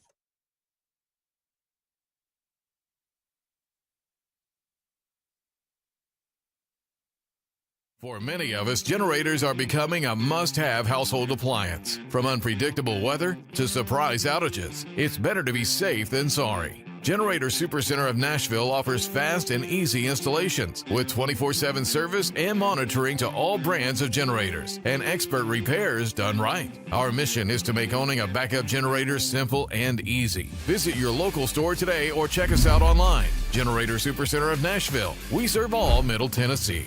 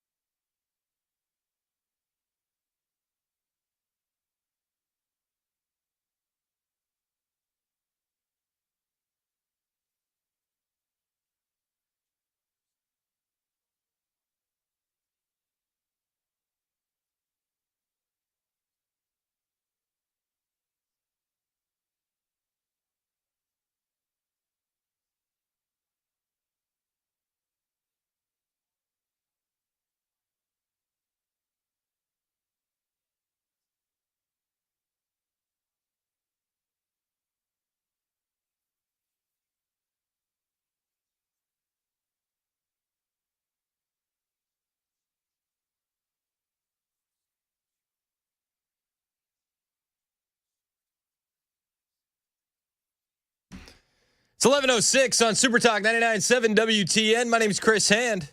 Hope you're doing well. Show's brought to you by our friends at Better Water LLC, water filtration systems, water softeners, betterwater.com. Why would you need a water softener? Does anybody have any idea? Anybody?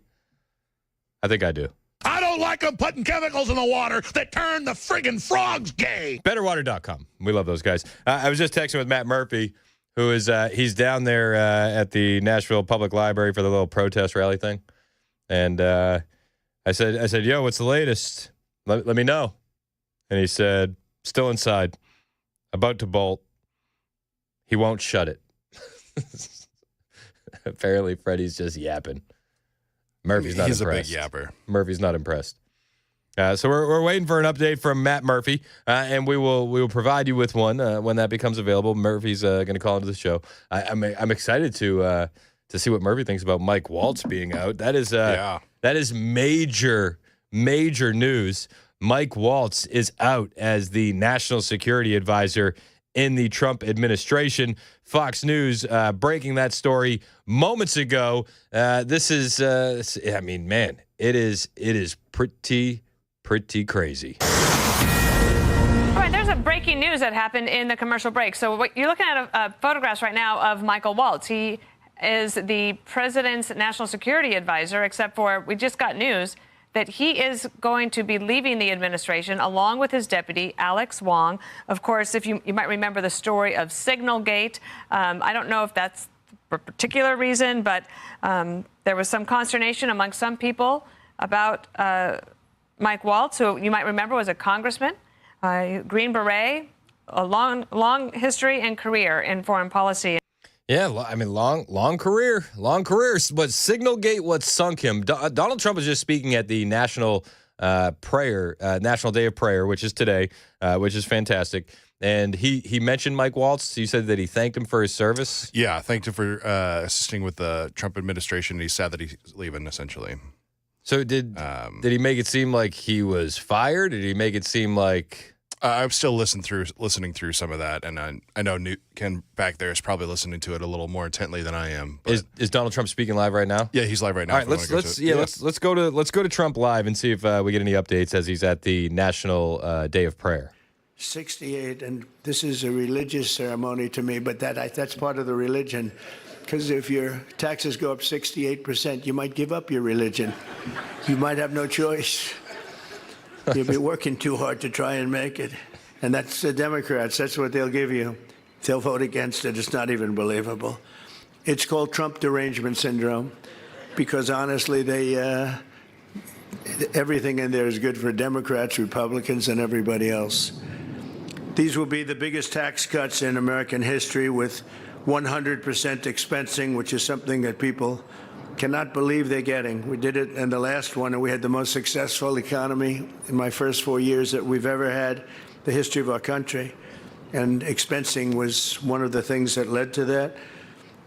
But it's 100% expensing for companies investing in America and increasing take-home pay for the typical family by thousands of dollars a year.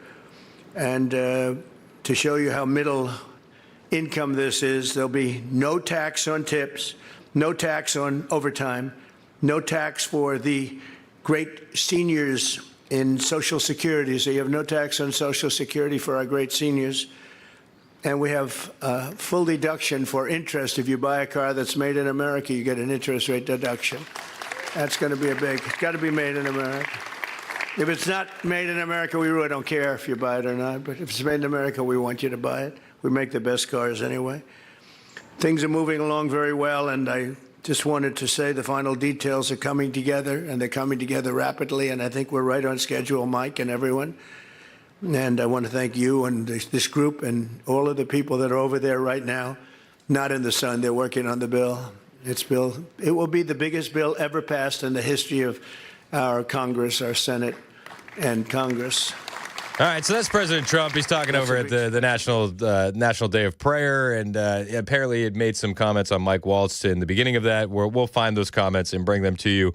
The wild thing, though, is that Mark Halperin predicted this coming down the line earlier this morning, Mike Waltz and his deputy Alex Wong being replaced. Okay. So this morning, just to take you a little bit behind the curtain, I was headed into my location to do the program, and I got a text from a very nice source who said, "You want to call me?" And it turns out that 3 different people, the original source and 2 others, have confirmed that the plan now by the White House is to remove the National Security Advisor, Mike Waltz, who was on Fox News this morning, just not that long ago, and his deputy, Alex Wong, and much of the current staff team at the National Security Council, because of unhappiness throughout the national security establishment of how they're doing. The West Wing's unhappy, the State Department, the Treasury, unhappiness. And of course, this was around before Signalgate.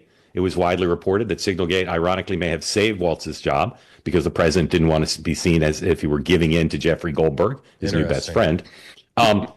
But there's lots of levels of unhappiness, and it's less about Signalgate than it is about, as I understand it from my sources, a general belief that it's not being run efficiently in an organized way. Well, I mean, listen, that is definitely some big news from Mark Halperin, that this had less to do with Signalgate and more about how Mike Waltz was running the National Security Council, and that Signalgate, of all things, actually could have saved Mike Waltz's job for a while. It's wild. Hey, Matt Murphy's on the line. How's the protest going, Murph? Well, it's going pretty well. I'm back outside. I went inside to listen to the State of the Metro address, a lot of lying from Mayor Freddie O'Connell.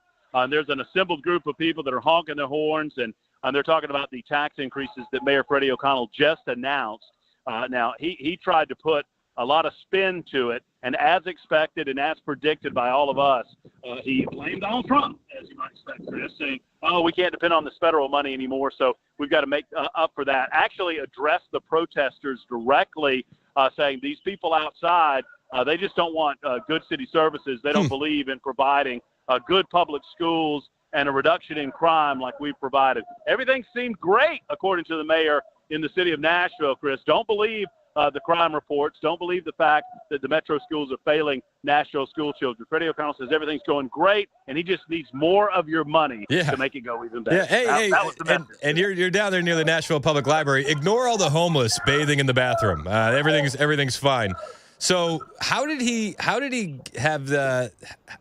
position it to blame Trump, the tax increase? So I can barely hear you, Chris, based on the activity behind me. But I think you asked me about how's he positioned.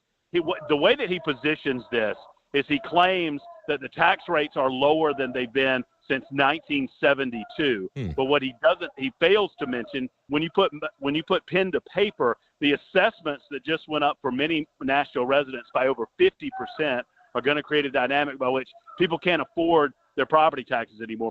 Real property taxes. I just talked to a woman, and she told me that her property taxes, by her estimation, were going up $1,600 this year alone. And one gentleman told me that his property that he bought for $122,000 12 years ago, that the city now values at $350,000. And he said he can't afford to be here. He's got to sell and move out of the city. So Freddie says that's not that big of a deal. No, and everything's A-okay, and that people can easily avoid.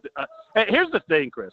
He simultaneously announces a property tax increase and announces that he's going to make the city more affordable to lower-income residents. Yep. Explain that to me. It doesn't make any sense, but that's their reasoning. Describe the scene down there. How many protesters do we have? I mean, it's I would say about 50, 50 good protesters standing outside. And they are now speaking to some of the city councilors that are coming outside of the glass partition out of the Nashville Public Library. But I would say a good estimate is about 50 protesters. They've all got signs that say no new taxes, no property tax increase. Hey, Freddie. My favorite, hey, Freddie, take your property tax hike and shove it, which I think puts a fine point on what the people are feeling. So I would suggest, and what I just told the crowd, because I addressed the folks that are out here, and I said, you've got to show up at city council meetings unless, if you do not make this number of people multiply by 5 and 10 and 15 and 20 times at city council meetings, sadly, it looks like Freddie O'Connell's going to cram this down the throats of Davidson County residents. Yeah, that kind of answers my next question. This is happening whether we like it or not, right? Well, Freddie O'Connell does not believe that there's going to be any political fallout to raising your taxes along these lines, especially in a delicate economy in the city of Nashville, in a place where people are a little bit worried about crime, worried about the public education system in the city. Freddie does not believe that there will be a political fallout. So sadly, I do not believe that there's a lot that we can do unless we show up in massive numbers at the city council meetings and make the city council worried about it. I don't know that there's anything we can do. Chris. Well, I mean, all you have to do is blame Trump and you can get away with it, right? That's it. That's exactly what he did. That's the secret sauce. He straight up said that the instability in Washington, D.C. is causing all of this. Yeah. Blaming Trump, by the way, on something that has been planned since last fall. Yeah, gotta love it. Matt Murphy, he's a man of the people, and he's out there with the protesters in downtown Nashville. Anything else that we need to know about what happened down there before we let you go, Matt? Well, just, it is a wonderful place to live and a wonderful place to work, according to Freddie O'Connell. Don't worry about crime. It's down. Don't worry. I mean, all of these things. I mean, if we actually lived in the city that Freddie O'Connell described, I might move to Davidson County when I finally buy a home, but I don't plan on doing that because of the tax increases that he's proposed. So that's the lay of the land from the Nashville Public Library. Chris. Yeah, Freddie O'Connell. Nashville's the Dubai of the South. Everything is perfect. What are you worried about? Awesome. Matt Murphy's out there. Hey, Matt, did you hear about Mike Waltz yet? No, say again, Chris. Did you hear about Mike Waltz? He's out as the national security advisor. You know what? Those alerts kept popping on my phone as I was sitting through the boring Freddie O'Connell. State of the Metro address. So, you know what? I guess I don't know if that's Signal Gate that's come back to bite him on the rear, or there was just some fundamental disagreements with the Trump administration. But you know what? If you're going to make omelets, you got to break a few eggs. And I guess Mike Waltz was one of those eggs. Yep, and you know your old saying holds true. News always breaks during my show and not during your show. It's true. Come on, News. Let's get it. Let's get with it and break it at 4 o'clock. Come on. Appreciate you, Matt. Good luck out there, and stay safe. All right, brother? Thanks, brother. All right, man. That's Matt Murphy on the Newsmaker Hotline. Man of the people, Matt Murphy out there among the protesters. I asked him about Mike Waltz. I knew Murphy was going to be getting those notifications. And you knew that those itchy Twitter fingers were ready to go. Mark Halperin talking about Mike Waltz, and he says, guys, this actually had very little to do with Signalgate and more with how Mike Waltz was running his department. Okay. So this morning, just to take you a little bit behind the curtain, I was headed into my location to do the program, and I got a text from a very nice source who said, you want to call me.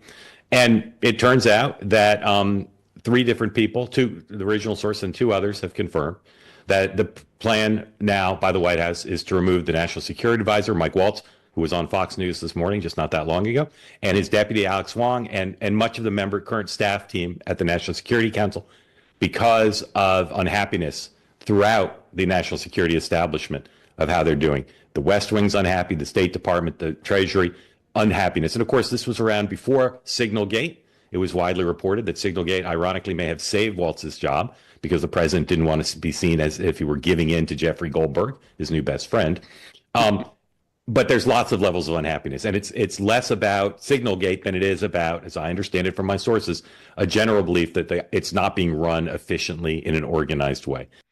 Less about Signalgate and more about how Mike Waltz was running his department. And he said, ironically, Signalgate actually saved his job for a while. I saw a video on CNN. Everybody was getting on Air Force One.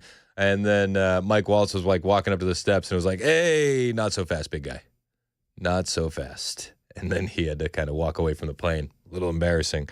But has nothing to do with Signalgate, at least if you believe the source of Mark Halperin. It may not. It may happen as early as today. It may not happen ever because it's Donald Trump. But the plan is for it to happen soon, maybe this weekend. One source says this weekend. We'll see. So his sources were pretty good. I mean, this was released early this morning, and then by what was it, 10:50 we had that breaking news, like right before Ken's last newscast. Because I remember because I said, Ken, I'm gonna ruin your whole newscast. So the sources were good. But the original choice to replace the National Security Advisor for many in the government was a guy named Christopher Landau. He's currently the Deputy Secretary of State. He is said to be doing such a good job and is so valuable to Marco Rubio that Rubio says, no, you can't have my guy. So he's got job lock because he's doing well. Some people have experienced that. You know what that's like. So Landau, I'm told, will not get the job, even though he's very highly thought of because he's so highly thought of. A candidate that's being discussed who has support at very high levels within the administration is Steve Witkoff, the president's friend and special envoy to everything. Witkoff has a lot of senior level support, but he also has enemies. And 2 of my 3 sources pointed me to this, a New York Post story that ran yesterday. Very strange story popped up in the New York Post in the middle of the day yesterday, savaging Steve Witkoff with anonymous quotes saying he's way over his head. He shouldn't be leading the Russian negotiations, that other countries are confused by him, that people in the government think he's amateurish. The story was filled with savage blind quotes. Do we have the money quote, Paul? I don't know if we do or not. There we go. Nice guy, but a dumbling effing idiot, this person said of Witkoff. He should not be doing this alone, meaning negotiating these deals. Now, will his critics be more happy with him as head of the NSC? Not according to my sources. And they believe that some people believe that the reason the Post story popped up was because word was beginning to spread that Waltz was out and that Witkoff was his likely replacement. And what the speculation is, this New York Post story is aiming at stopping that. One more from me. I mean, it's wild. So who comes in? Is it going to be Steve Witkoff? Was that New York Post story a hit piece conveniently timed to kind of derail that? I mean, only time will tell. But the breaking news this morning, Mike Waltz and his deputy, Alex Wong, out at the NSC. And it wasn't Signalgate related, according to Mark Halperin. In fact, Signalgate actually elongated Mike Waltz's tenure, if you believe the sources of Mark Halperin, and the sources seem pretty good to me. But we'll wait and see and find out, and we'll be eager to hear who that replacement is coming in to be. It's 11:22 on Super Talk 99.7 WTN.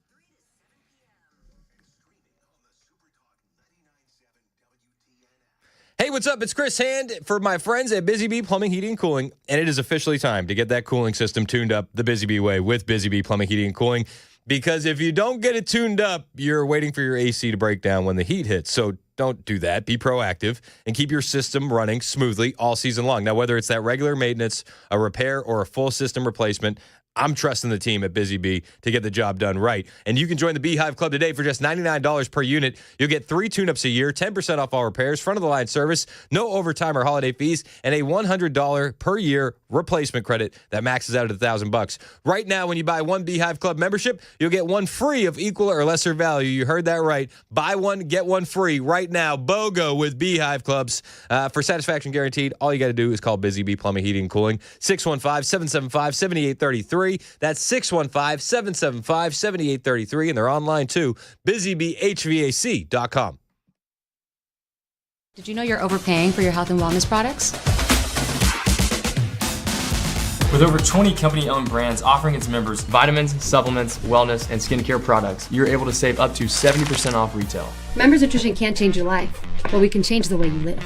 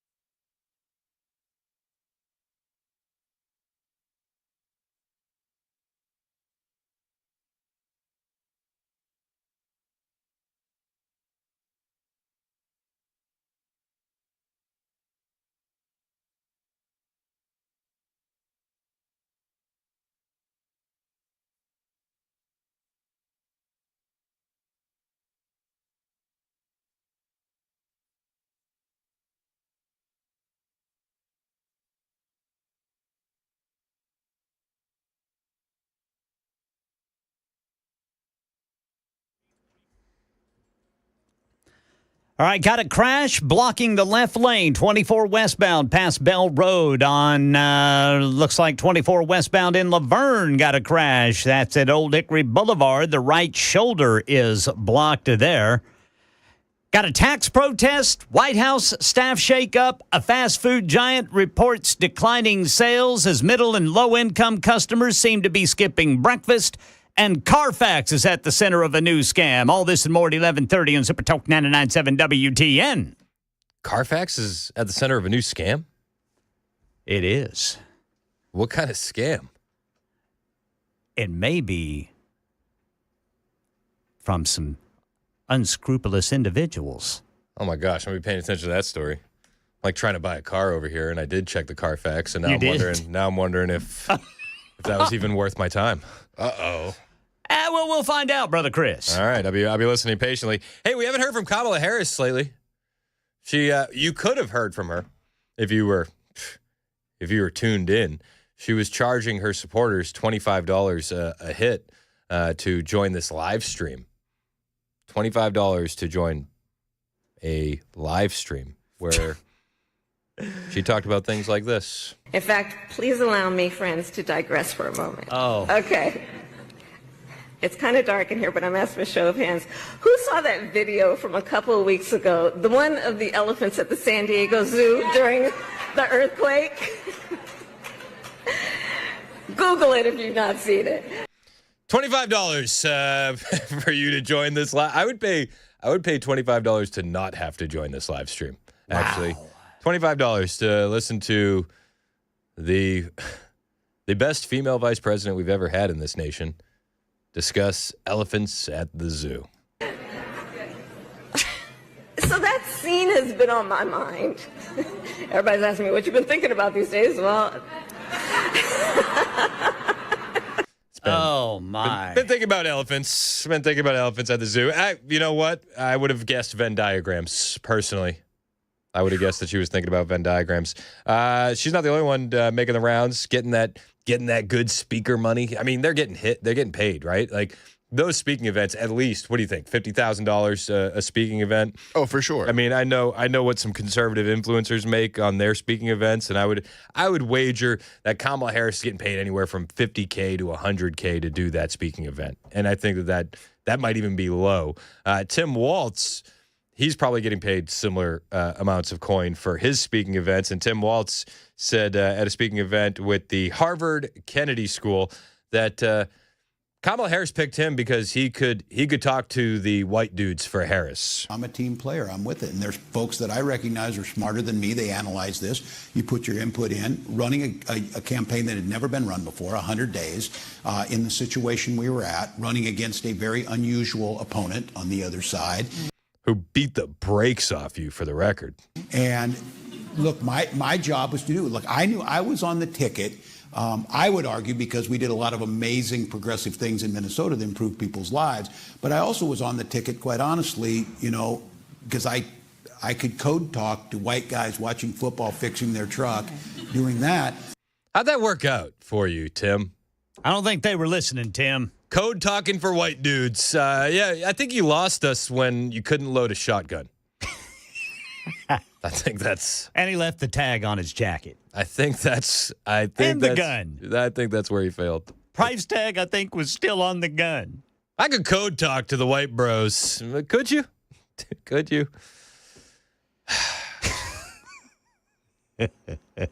I just wanted to highlight those two losers to remind you how blessed we are today on this National Day of Prayer that we don't have these two losers in the White House. My goodness. It's 11:30 on Super Talk 99.7 WTN. Here comes Ken Weaver with the Carfax story. I'm ready. Sorry, I didn't mean to talk over it, but I remembered that we have this Carfax story, and I'm excited about it. Oh, you better get ready. Ken Weaver in the news.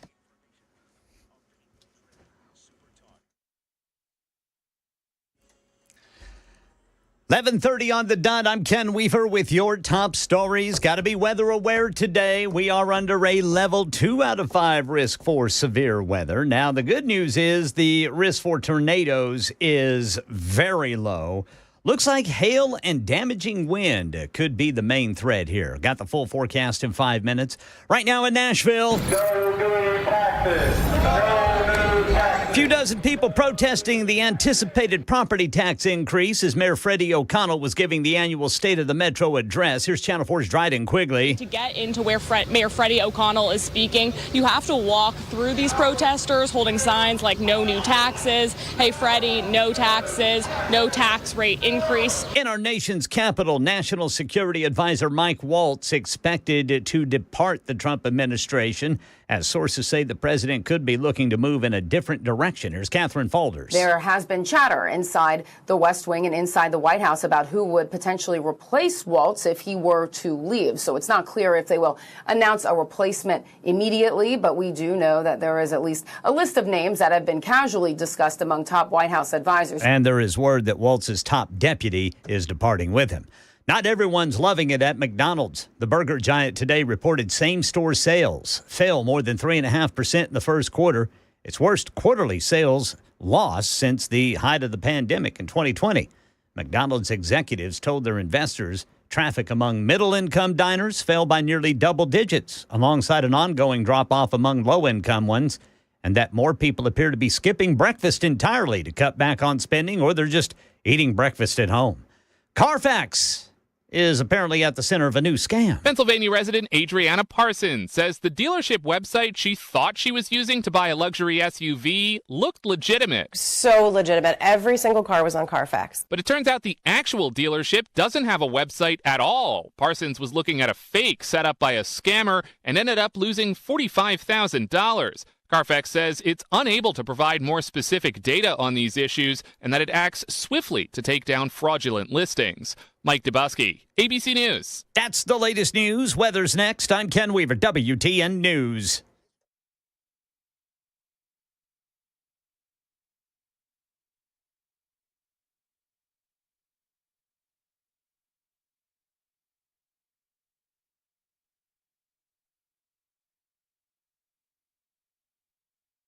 Hey, it's Chris Hand for my friend Shane Ring over at Cover Nash. Do you need health insurance? Are you paying too much for health insurance? Shane can help you with both. And Shane has a brand new option over at Cover Nash that could change the game for you. There's a new plan on the market that will bring your health insurance deductible down to just $250. Yes, you heard me right. $250. Not $5,000, not $8,000, just $250. And the best part is you don't even have to wait for open enrollment. Shane can help you switch and save money right now. See, Shane's been doing this for over 20 years. He shops the entire market for you, over 75 different companies to choose from. And whether you're self-employed, between jobs, or just overpaying for coverage, Shane can easily be saving you 30 to 60% on your monthly premiums. That's not chump change. So stop overpaying and call Shane Ring today, 615-465-0023. Again, you don't have to wait for open enrollment to start saving money today. 615-465-0023. Call Shane Ring. Tell him Chris Hand sent you, or visit his website, covernash.com.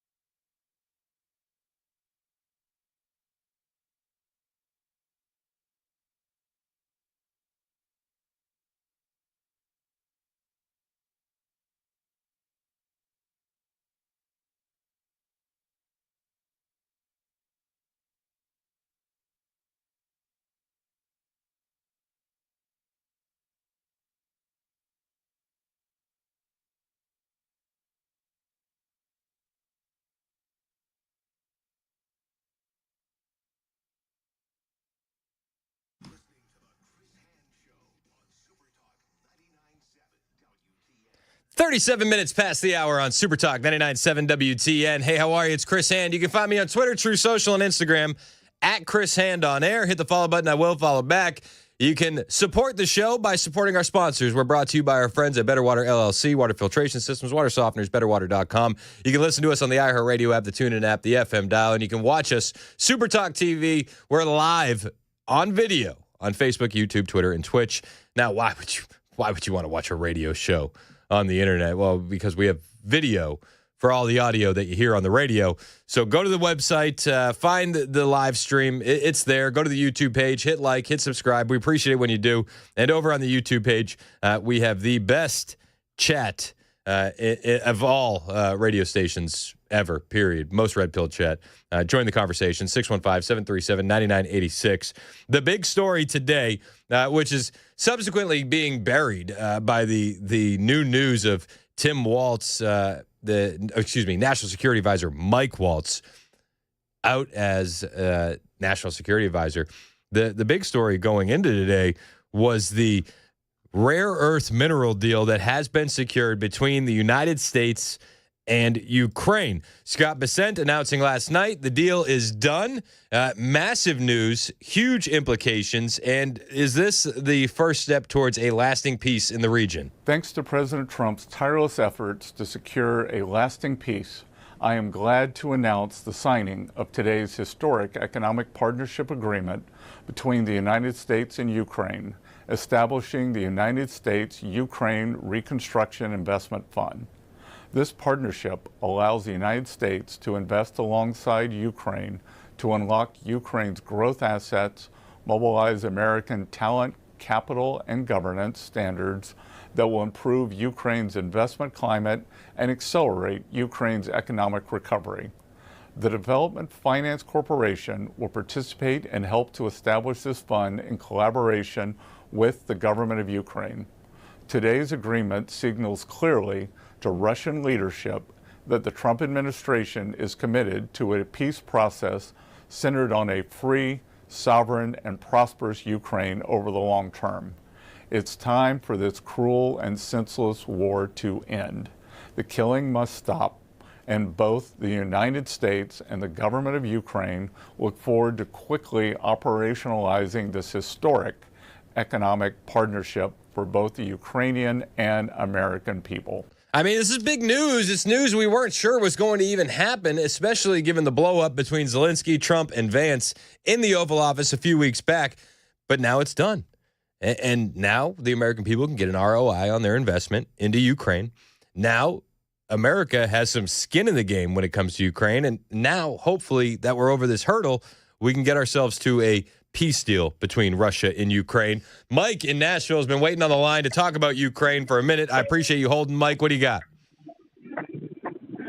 Okay, yeah, how you doing, Chris? Yeah, man, it just goes to show, a lot of people, about a couple of months ago when Donald Trump and Resignation had the big blow up and he kicked him out of the White House, a lot of people thought that the deal was off, it was over with. But I think Resignation, he realizes that he's not going to be able to win this war without Donald Trump's help. Yep. Donald Trump told him that, he said that you have to, make a deal with me, and then I can try to make a deal with Putin to get him to, stop this war and stop the killing. And I think Resignation, it took him an extra week. Sometimes, Chris, it takes other, people a little bit longer to realize that they're not going to win. And it took Resignation a couple of months, more for him to realize, I think the attack that happened when they attacked Kyiv last week when they dropped that bomb, I think that some of his superiors and other people, I think you said that on your show, that it was a wake-up call to Resignation that Putin is not playing games. And, that hit real home. That hit home because that's where a lot of the top leaders are at in Kiev. And I think that made Zelensky realize that he needs Donald Trump's help. And I think that's the reason why he finally, when he met Donald Trump at the funeral last week, for the Pope, I think they had a little talk.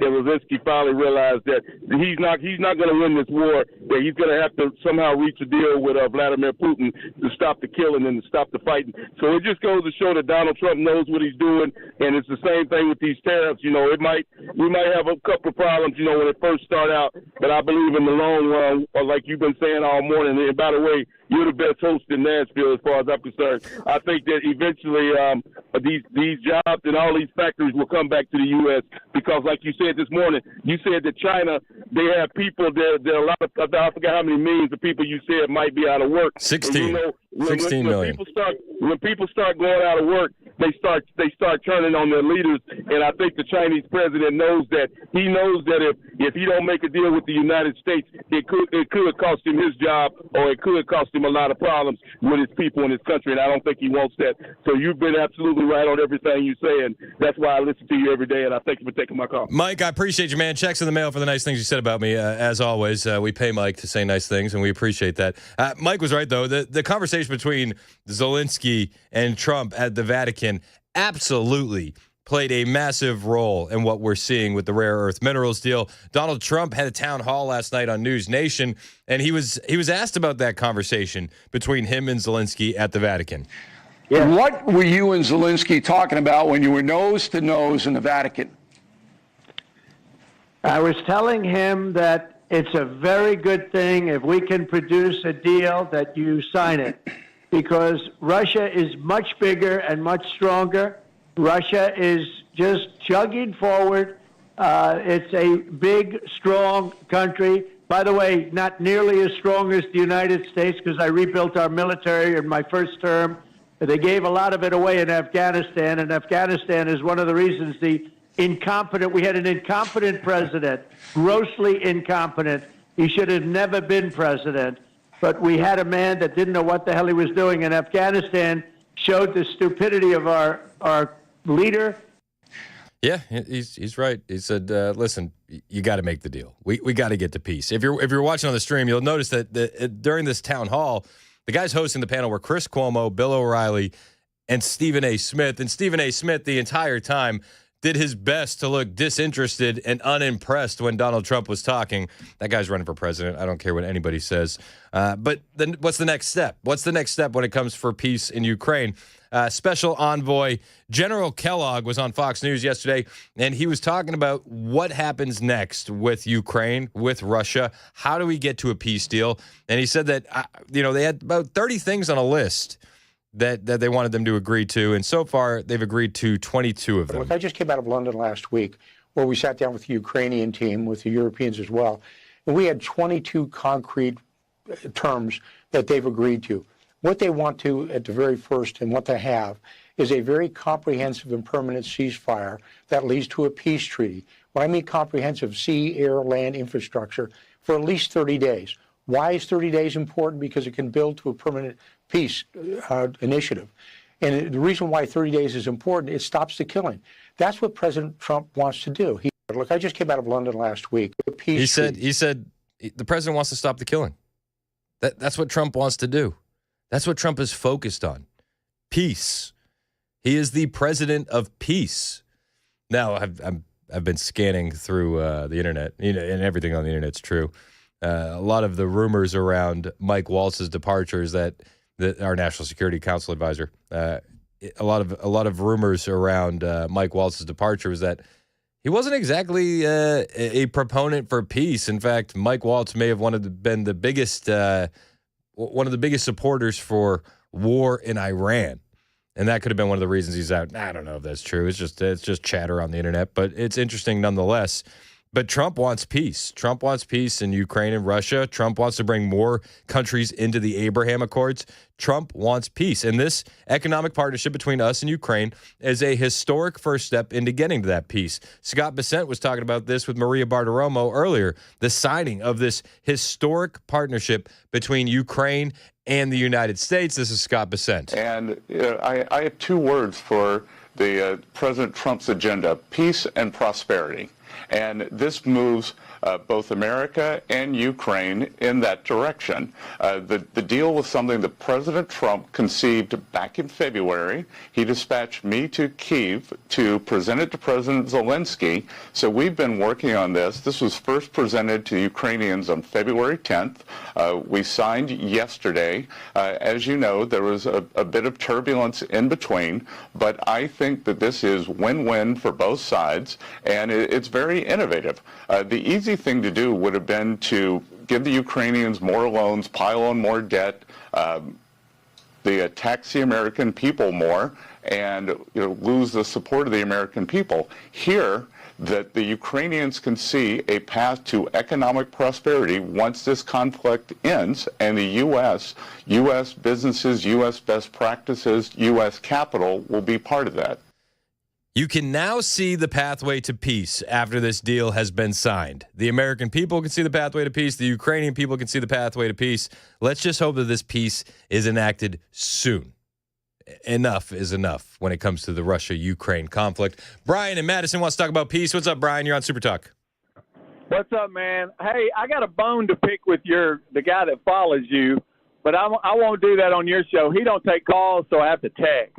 Oh, geez. But dude is just, I mean, he's not anti-Trump, and I still like the show and like them, but all that Trump has done, yesterday I think we got into a little tit for tat, and he said a lot of people got mad at him. I mean, we're not mad, just pointing out things that Trump's done. I mean, how do you deny? Okay, let's just take ourselves out of this. The peace deal, like you're talking about, that by itself is a huge thing because he's saving people's lives. Yep. I mean, come on, give the man some credit. He wanted to know who's done the most. Chad did. He wanted to know who's done the most, did we think, in the administration. And I said Tom Homan. He said, nah, it's Marco Rubio. And I'm like, it may be, and that's arguable. But here's the thing. Tom Homan has done a great service to this country, no matter what. Yep. And I appreciate you pointing things out because it seems like to me, I mean, I know you guys get along, and I know, and we can agree to disagree, and that's professional of you, and I appreciate that. And I don't want anybody to be mad. But you and Matt Murphy, you tell it like it is, bro. I don't think you test the wind. So, and I appreciate that about you. Hey, man, I appreciate you listening as always. I think one of the strongest things about this station is not falling into echo chambers and having different opinions, and I think that's fantastic, actually. And yeah, I mean, I like different opinions on the air. I just do, and that's one of the reasons why we'll get liberal callers like Matt from Smyrna, and I let him talk as long as he wants. If you got a different opinion, you go to the front of the line, and I think that makes for better conversation. It does. It makes for better engagement. And if you had everybody repeating the same thing over and over and over again, it would get a bit stale. Even though we all do it in our own way and our own styles, I think we're all pulling for this country and we're all pulling for the president. And I think that we display that every single day, and we can disagree on the minor things, but I think we all agree on the major things. It's 11:50 on Super Talk 99.7 WTN.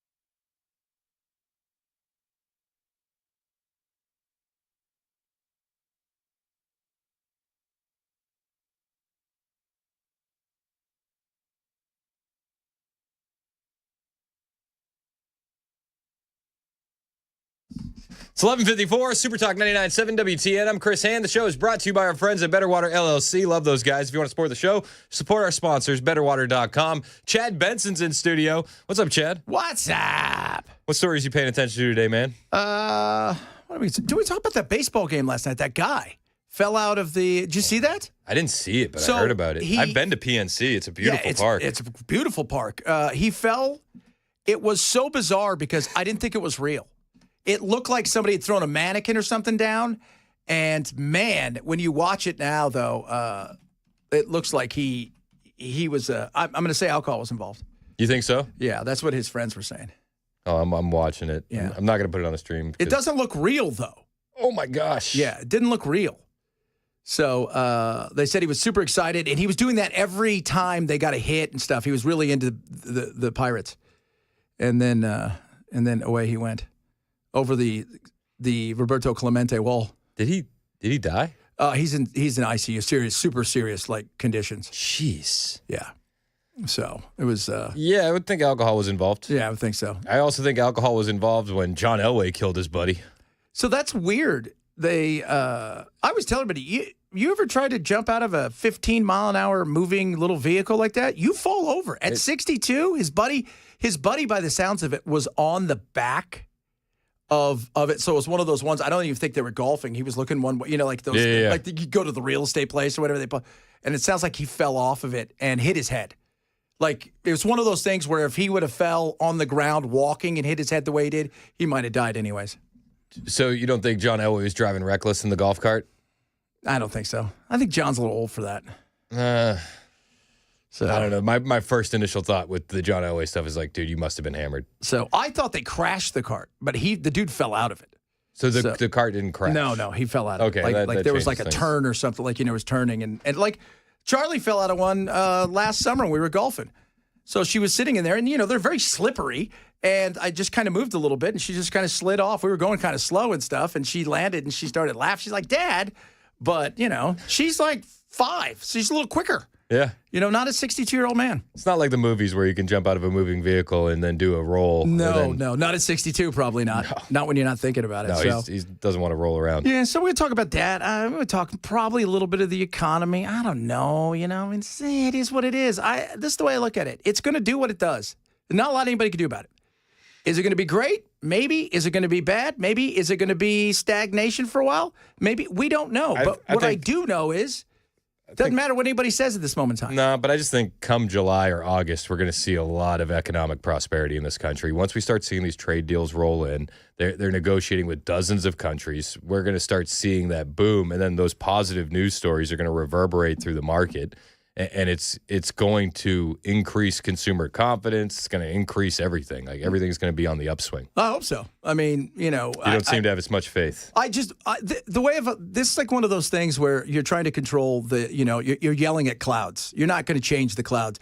What is on the way is on the way, and because there is, I don't know how long this thing's going to go on with China. I don't know how long this thing's going to go on with several others. Just because we're negotiating with them doesn't mean they're going to get stuff done. And, China here's the thing. Chairman Mao over there, part 2, is a lot of that. And he, I think, is willing to go a little bit farther than most people realize because of. Yeah, but they're in a tough spot already. They were already in a bad economic spot. Now with the tariffs, they're closing down factories. You got protests happening in the streets. Like Mao does. Remember, Mao arrested his family. You could have 16 million people without jobs soon. Well, you already got a lot of young. That's the one thing that it's the young with idle hands and who are pissed off. That's what you have to worry about. That's what you have to worry about. But he is. Could we see another Tiananmen Square? I don't think you'd see that today. I think that the news would get out. You wouldn't be able to hide that the way they could back in the day. No, they couldn't. Oh, but it is going to be interesting to see how I want to see if they're willing to go full freight. And here's my thing too, Trump. If you think they're all the things that I think they are, then you know what? Tell America, suck it up. We got to do this long term. This is a real deal. These people want to take over the world. I won't even know why you're negotiating with them. If you really think that they want to take over the world, I do. Yeah, I do too. That's their 100-year plan. Yeah, that is. So why are we even pretending to play this game? I think it's about decoupling in a way that doesn't hurt us drastically in the short term. Like we got it. We have to play We're walking a tightrope here. That's why it's going to take years to decouple. So you got to put that maximum pressure on them. Yeah, that's why I was frustrated, because I would have liked to have seen him come into it and prepare a lot of these companies pre the day of whatever he called it, Liberation Day, to get them ready quietly. Said, hey, we're doing this, and we're going to incentivize the hell out of you guys to move it to India or Mexico, or if you can move it here, great, but move it places where at least there's somewhat aligned with us. But it seems like a lot of these CEOs and business leaders are on board with the Trump agenda now. They were all at the White House yesterday, and they're liking his tax plans. Well, tax plans are always nice because he's throwing stuff at him, which is good. And the tax plans would be retroactive. Yeah. So once he gets those savings passed, you're going to see these businesses booming. Well, yeah, because it's beautiful. They need that. That's the beauty of having him in there. This is where the left goes, see, he's giving it to his buddies. Yep.